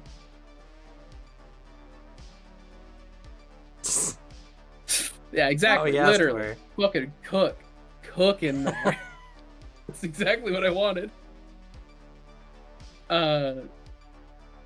I do have to, man, it is fun to engage with that sometimes online, or I say a thing. I get too caught up in like thinking everyone will understand when I'm like making a hyperbolic point. Not everyone can read that, which is fair for comments and stuff, but for YouTube, whatever. My major flaw is I play the straight man all the time. I play it. It's a necessary role though.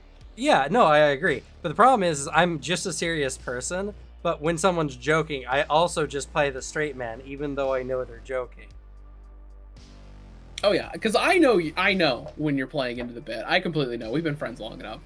The only times I clarify is strictly because we're currently streaming. Yeah, that's right. But yeah, I don't even know how we got on this topic. I don't know. I just started spouting bullshit. That's usually how it starts. Something about genres. I don't know. Anyway, I do think the trailer idea is good. I think it's something that I really need to commit to. I think my problem is I'm lazy. That's my problem.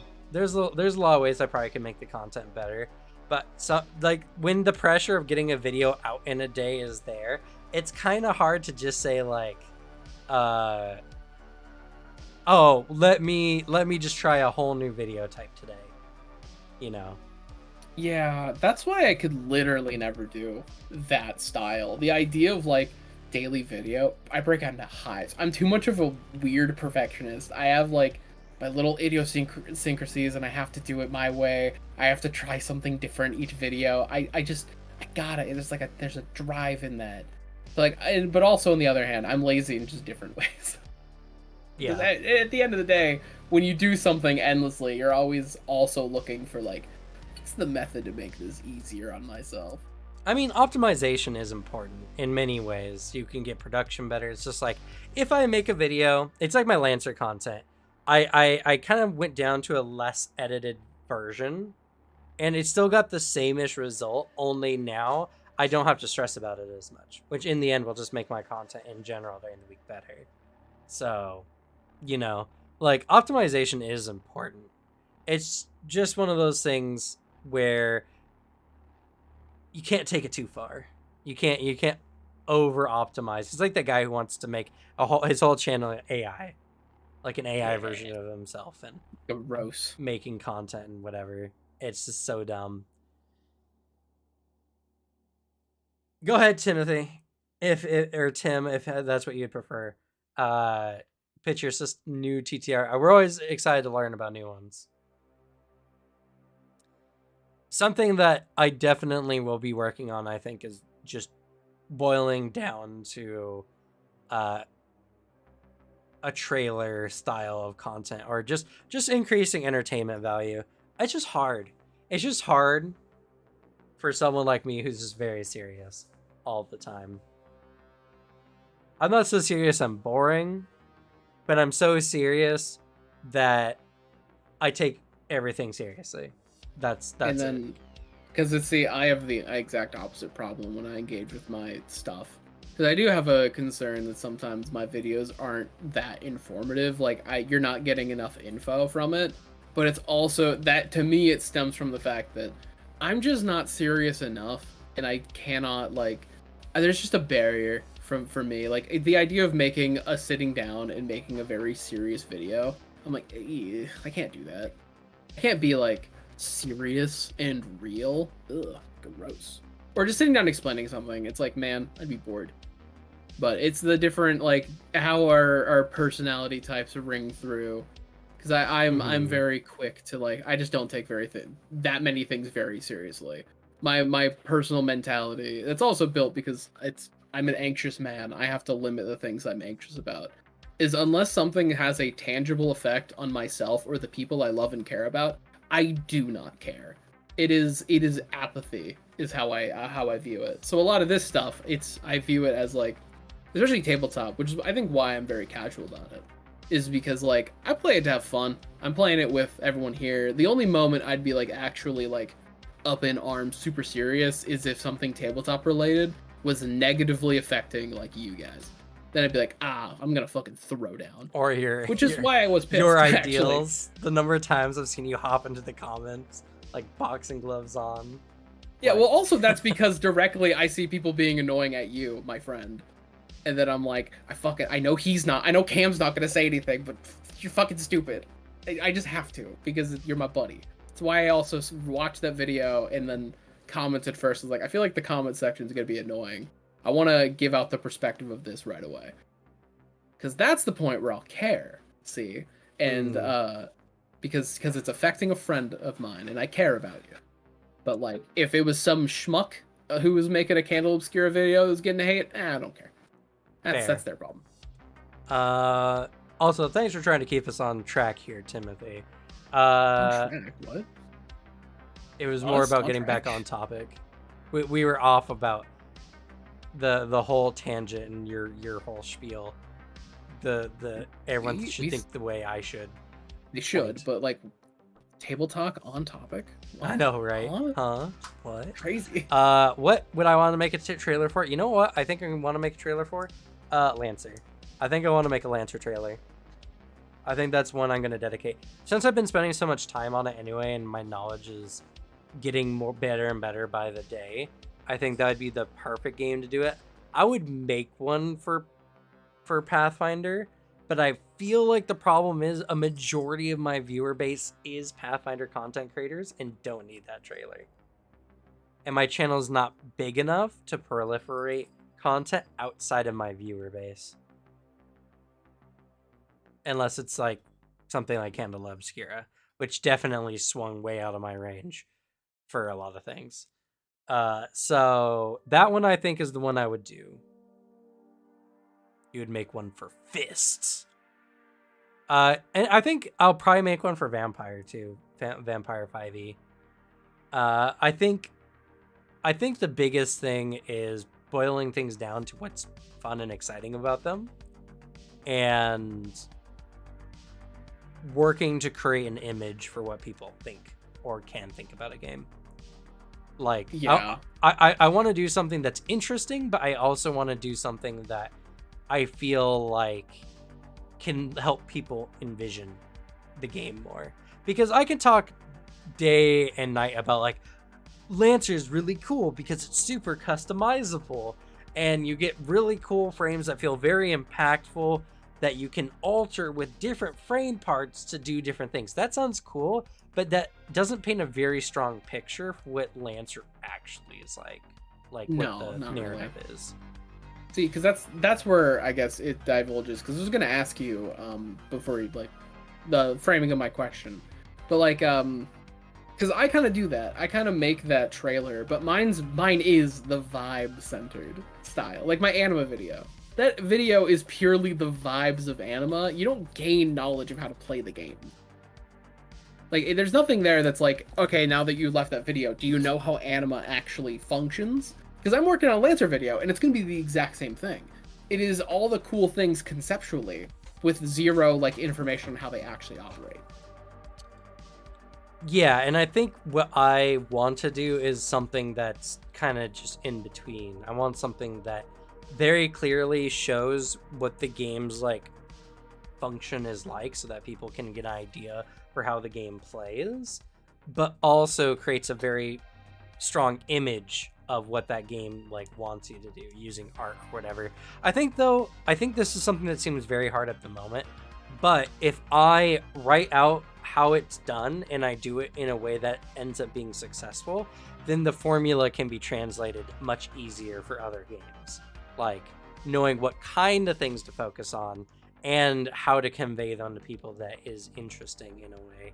And also how to, because like, this is the thing, right? I talk very consistently about how I'm very serious and not the most entertaining. I'm not saying I'm not entertaining. I think there's some level of entertainment I get, or at least the charisma kind of carries things through. But Alex would know I've played very interesting and fun characters as NPCs. Very true. So it's not that I'm incapable of it. I'm very capable of being incredibly entertaining. It's just not my natural state. And I don't know how to convey that outside of it. And I don't want to roleplay characters to do it. because that's just not something I like.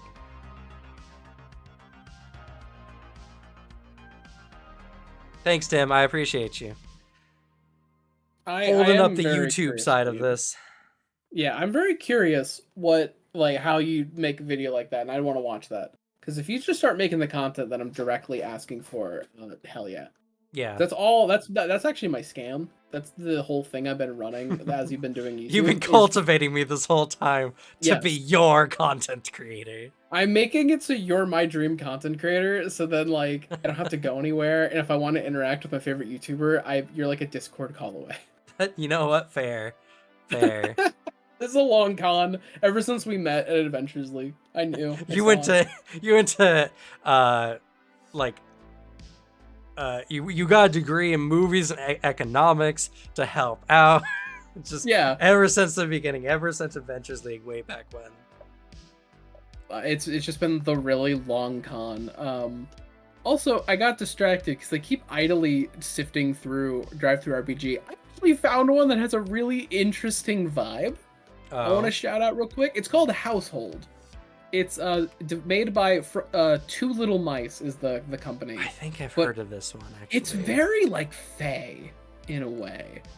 Because I see like what looks like an elf fairy like noble fighter, and then a huntsman with a big key shotgun, like a Kingdom Hearts. If Kingdom Hearts had a gun. And I'm like, this seems kind of interesting. It came out this year though. Like it came out in February. The art is really good. It's really nice. Art alone, I opened up the description, and that guy with that cape, like, he's also fighting with a button and a pair of scissors, but he looks super badass.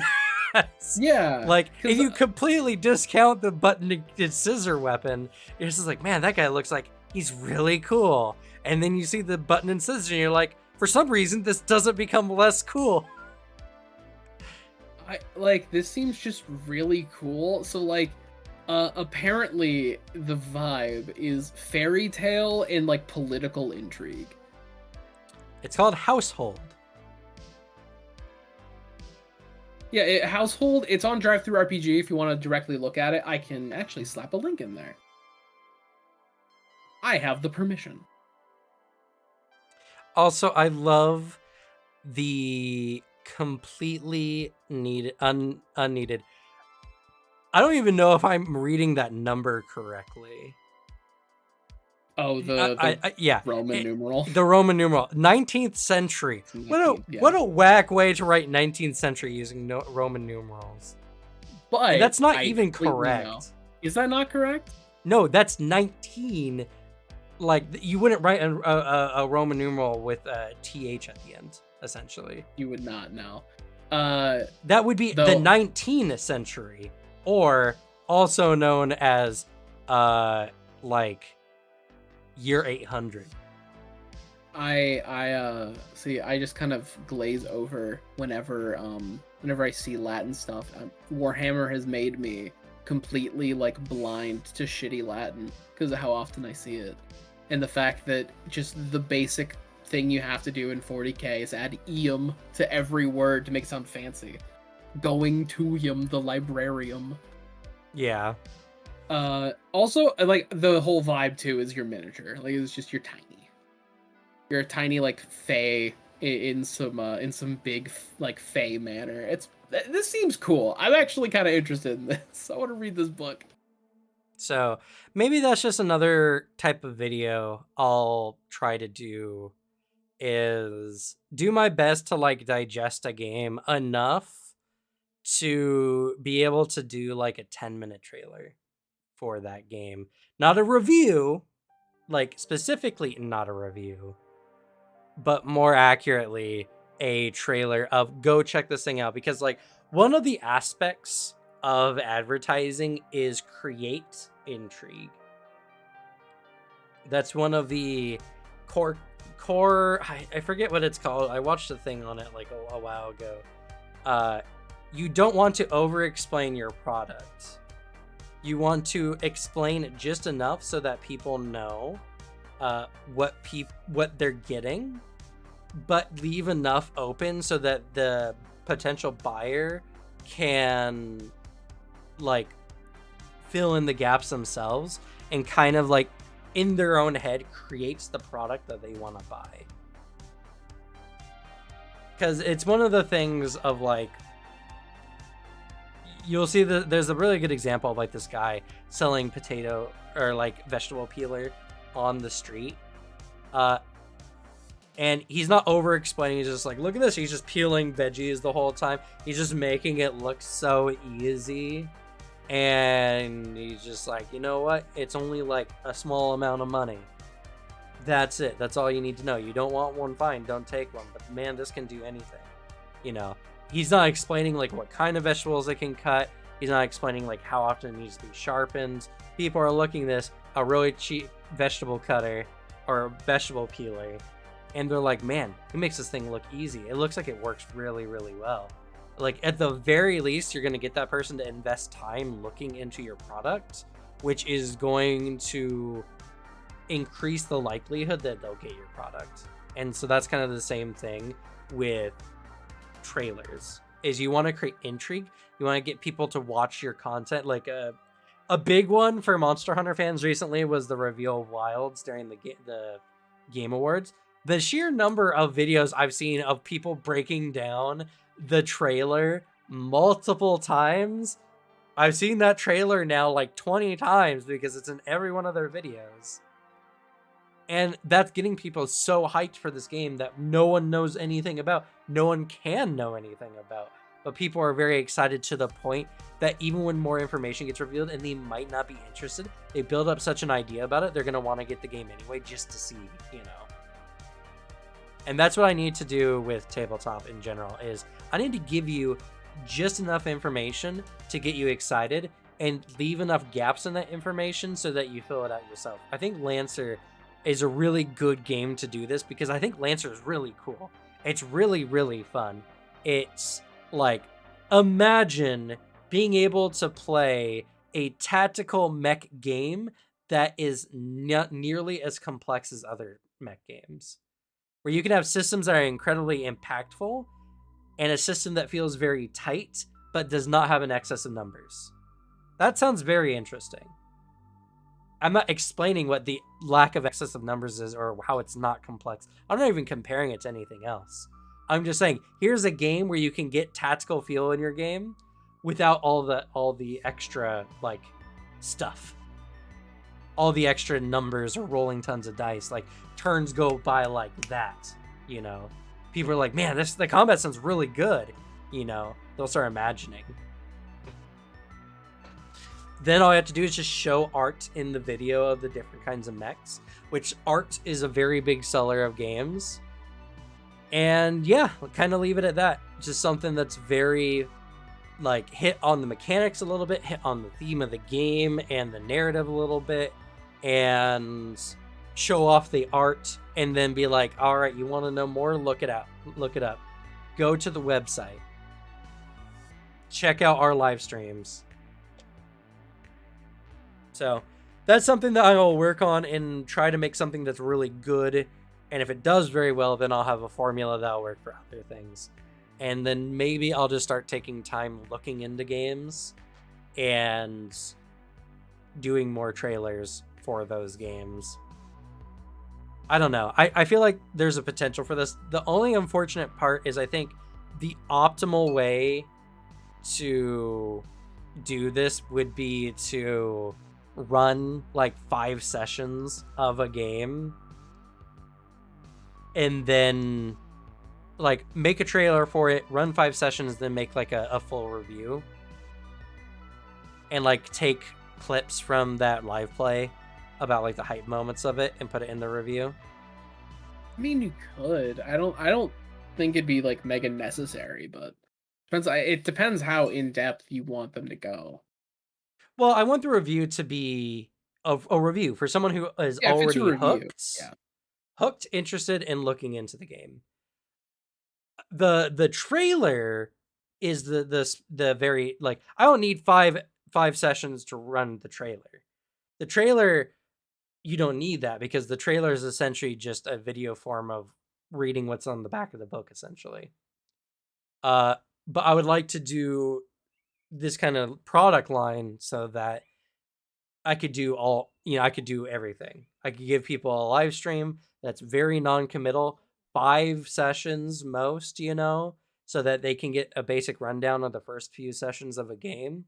Then I can have the review that uses content from the live play and from like more in depth that people want to see every little bit about, and I can use the trailer to hype people up for the other content as well as the game itself. So I think that would be the optimal way. The hard part is just I don't know how to squeeze like even 5 sessions of games into the weekly schedule without sacrificing our current schedule.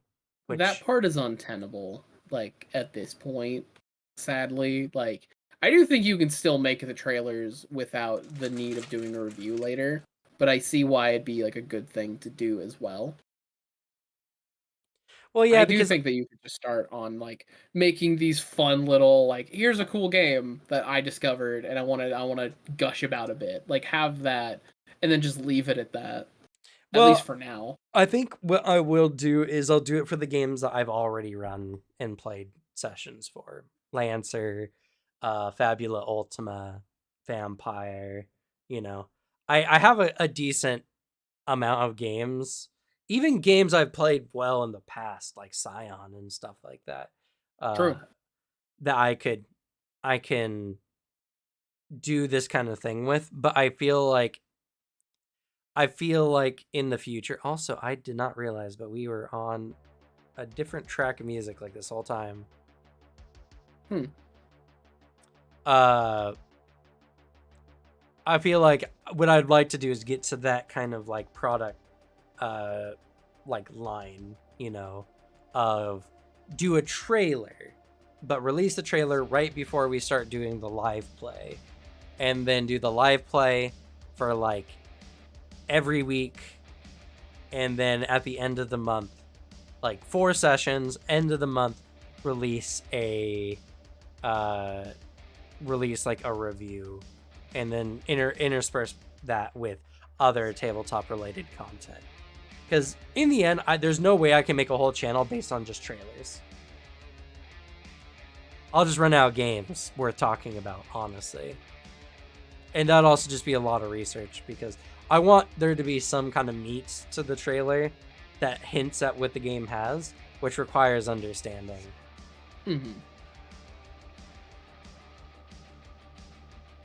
I mean, sorry, go ahead. No, mine's off topic. You're responding to this chat. You go first. I feel like the trailer would be the video you would want the clips of hype moments for. I would agree. Unfortunately, that's very hard to do. And that's mostly hard to do because like your first few sessions in any system are going to be kind of slow.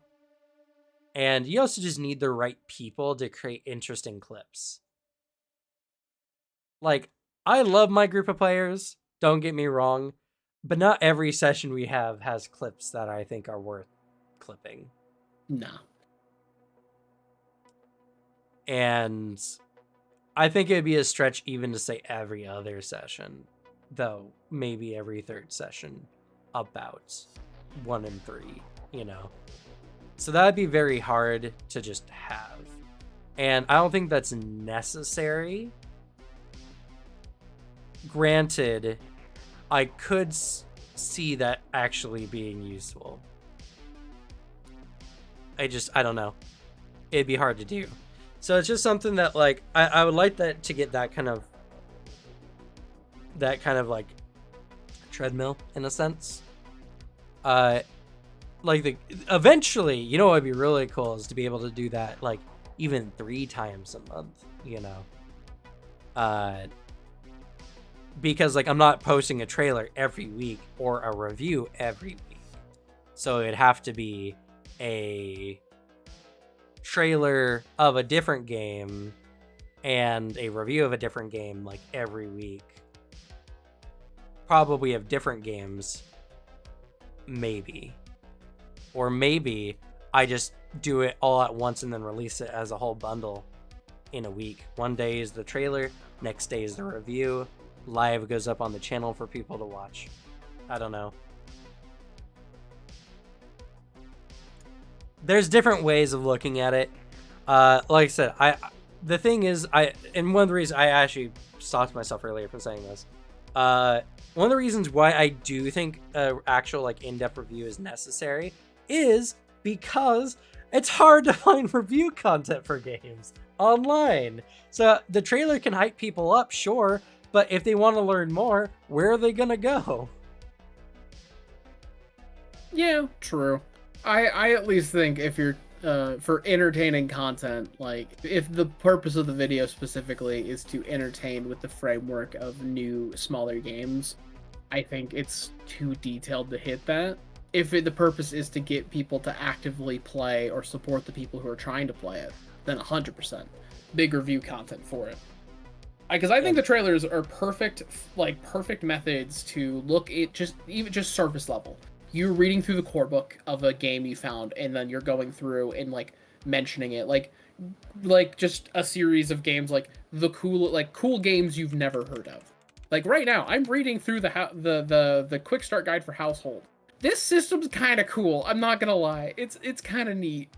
Yeah, because it's all about duplicates for rolling dice. Like you have like D6 dice pools, and you're trying to get doubles. Because if you get a double, 2 of a kind on like your set of D6s, that's a success. 3 of a kind is a crit success. Extreme success is 4. Impossible success is 5.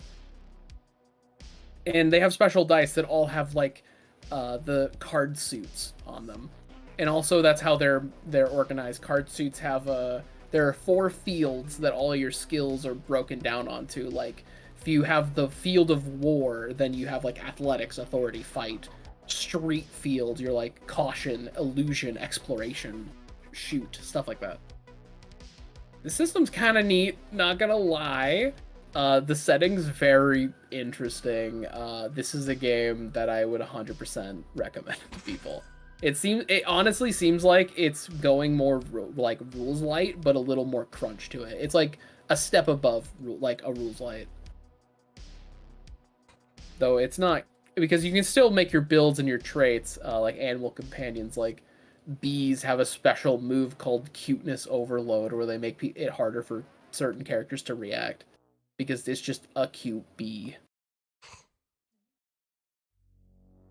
Yeah, I don't know. Though I'm also hitting you with suggestions of how I'd make the content if I did it. And we're making different videos, and we're different people. Yeah, well, I mean, exactly. So what are you saying, that a review for games are unnecessary? I'm saying it depends on what you want to go for. Because if you're trying to go, if your goal to go out and make videos, like do variety content, are you trying to go out and make the variety tabletop to pull people into these games or bolster people who are actively trying to play it? Are you trying to make them play it, or are you trying to entertain them? Why can't it be both? It could be both, but I'm just saying that like that's a lot of extra work you're putting on yourself. Well, yeah, but that's the thing is I'm making near daily content. Yeah. So like what you're saying is, do you want to focus on like just bringing people into the field? It's just like, well, yeah, of course, but like I just said earlier, if I just did nothing but review or trailer content in this way, for instance, I would just run out of content.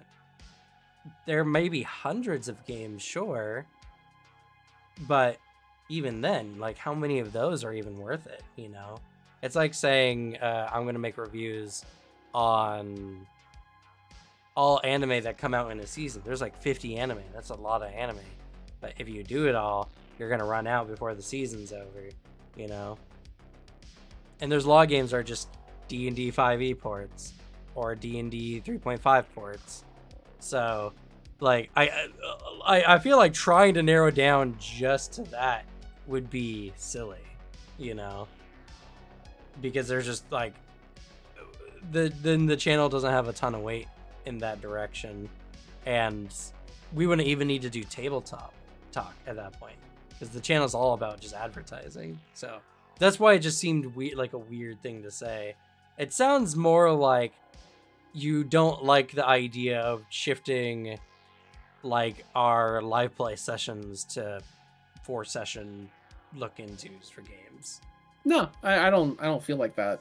It's just I was picturing it on the idea of we're doing this plus that, and it's like, ah, damn, that sounds like too much tabletop. I couldn't join that because I don't have the time to do that. But also it depends, because the idea came up, the idea of like making fun variety content and making stuff that's like more entertaining to the idea of it. And then seeing the idea evolve into specifically also you saying that you want videos that aren't as like super detailed, informative, breaking down, like getting people into something, leaving those gaps, and then over time developing, and here's how I'm going to make it more complex and detailed and informative. So it's like, that feels like it's breaking the methodology. But however, it at the end of the day, it's your channel. You make things how you want to make it. I'm hitting it from the, if I was to go out and make tabletop videos, specifically like running it off of vibes is my thing. And also I'm not in the tabletop community. I'm not as big into it. I don't know what the community wants as much. I'm just out here making lore content, which is where I can operate off vibes, since I don't have to talk about dice mechanics to talk about how Space Marines are made. Yeah, I think I understand where you're coming from. Yeah, I get it. It's more like I just want to do both. Oh yeah, you know? I think you can do it. You have the drive and the ability to make both. It's just man, daily content sounds rough. I mean, it is. As someone who's done daily content, and will do more daily content, you know, it's definitely rough. I mean, hell, I'm doing a build video tomorrow. I have a build every week, but it brings people in. People want to see builds. That's a huge thing of any tabletop, is people want to see builds. Yeah, especially for Pathfinder. And I mean, and definitely for sure, I'm not saying right now I want to force my players to play an extra game in the week so we can do like a review or anything like that. I'm more just saying like, well, one, actually yes, but more in like an official sense, like I can pay players to be a part of it, to do it kind of as a job. I can do that. Yeah, exactly. I'm there. That's what I'm saying, is like, if I get a Patreon, a lot of the Patreon will probably just go to paying you guys for your part in everything, for playing like, you know, 2 maybe 3 games in a week so that we can learn more. But that's something that I would do when I have an editor, so that I can record a video and then send it to an editor so I can focus more on digesting other game content or setting up games, or, you know, something like that. Or maybe I'll do something similar to like Rage Gaming does, where you just have 3 people actively making content on the channel at the same time, you know. Yeah, something like that. That's I think one of the keys to successes, is having multiple people working on videos at a time on your channel, so that you're just constantly putting content out, but you're not requiring anyone to necessarily do content like every single day. Those community channels, like I'm jealous because they can pump out the content that me, one man, can't. But also, the idea of someone being on my channel making videos that aren't controlled by me, I can't do it. I don't have the control. I need to do it myself. Except for the April Fool's video that we're going to be making. Yeah, I've been thinking about it. Thinking about it. Yeah. I'm curious to see what your ideas are. I told Scatter for mine. Yeah, well, the part I've been tussling with is mostly just, it needs to be fun and it needs to be funny. So it's not necessarily I make a video on your channel like my content. It's more of I make your kind of content, but through my lens, but in a very exaggerated way. I think it'd be really funny, actually. I highly doubt this is your plan, I'm picturing you doing an impression of me, like pretending to be me as someone who See, isn't no, that's me. actually what I was thinking. Oh hell actually. yeah, that sounds really funny. I was just gonna be like, I was just gonna go. It's not even necessarily pretending to be you. It's pretending to pretend to be you. Yeah, or In at the least sense just of, doing like, doing a long impression of me. it's not even like an impression. It's just me being on your channel, obviously not you, but also being kind of in on the joke, being like, "Hey everyone, I got a very glue-pilled video for you today."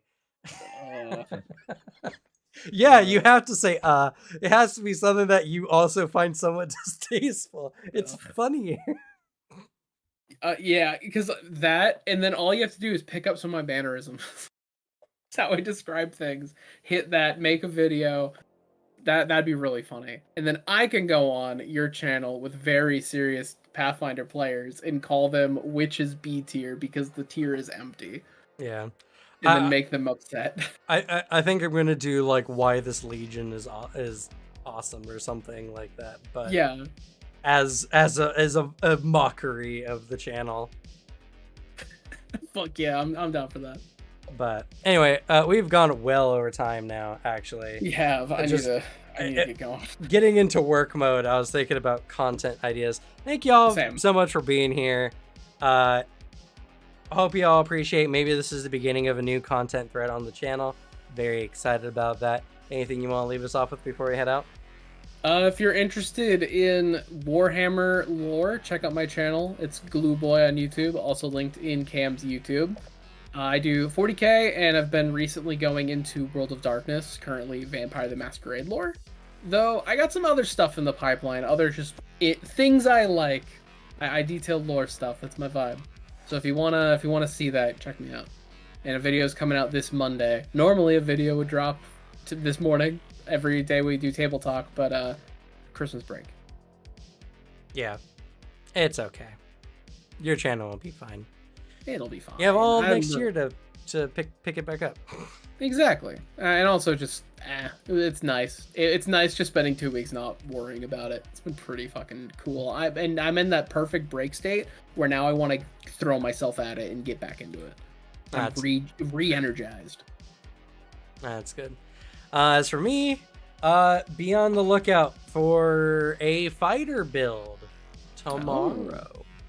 Because I'm making all the remaster builds first. I see. And so I've kind of done everything that I haven't done yet on the channel with Witch, Ranger, and Rogue. And so now I'm going to loop back to Fighter, which was the first build I actually did for Pathfinder 2nd Edition. This build is a fighter using monk weapons better than monk. I don't have a name for it yet, but that's the premise. Anyway, that's going to be it for us. Have a good night, everyone. Good night, everyone.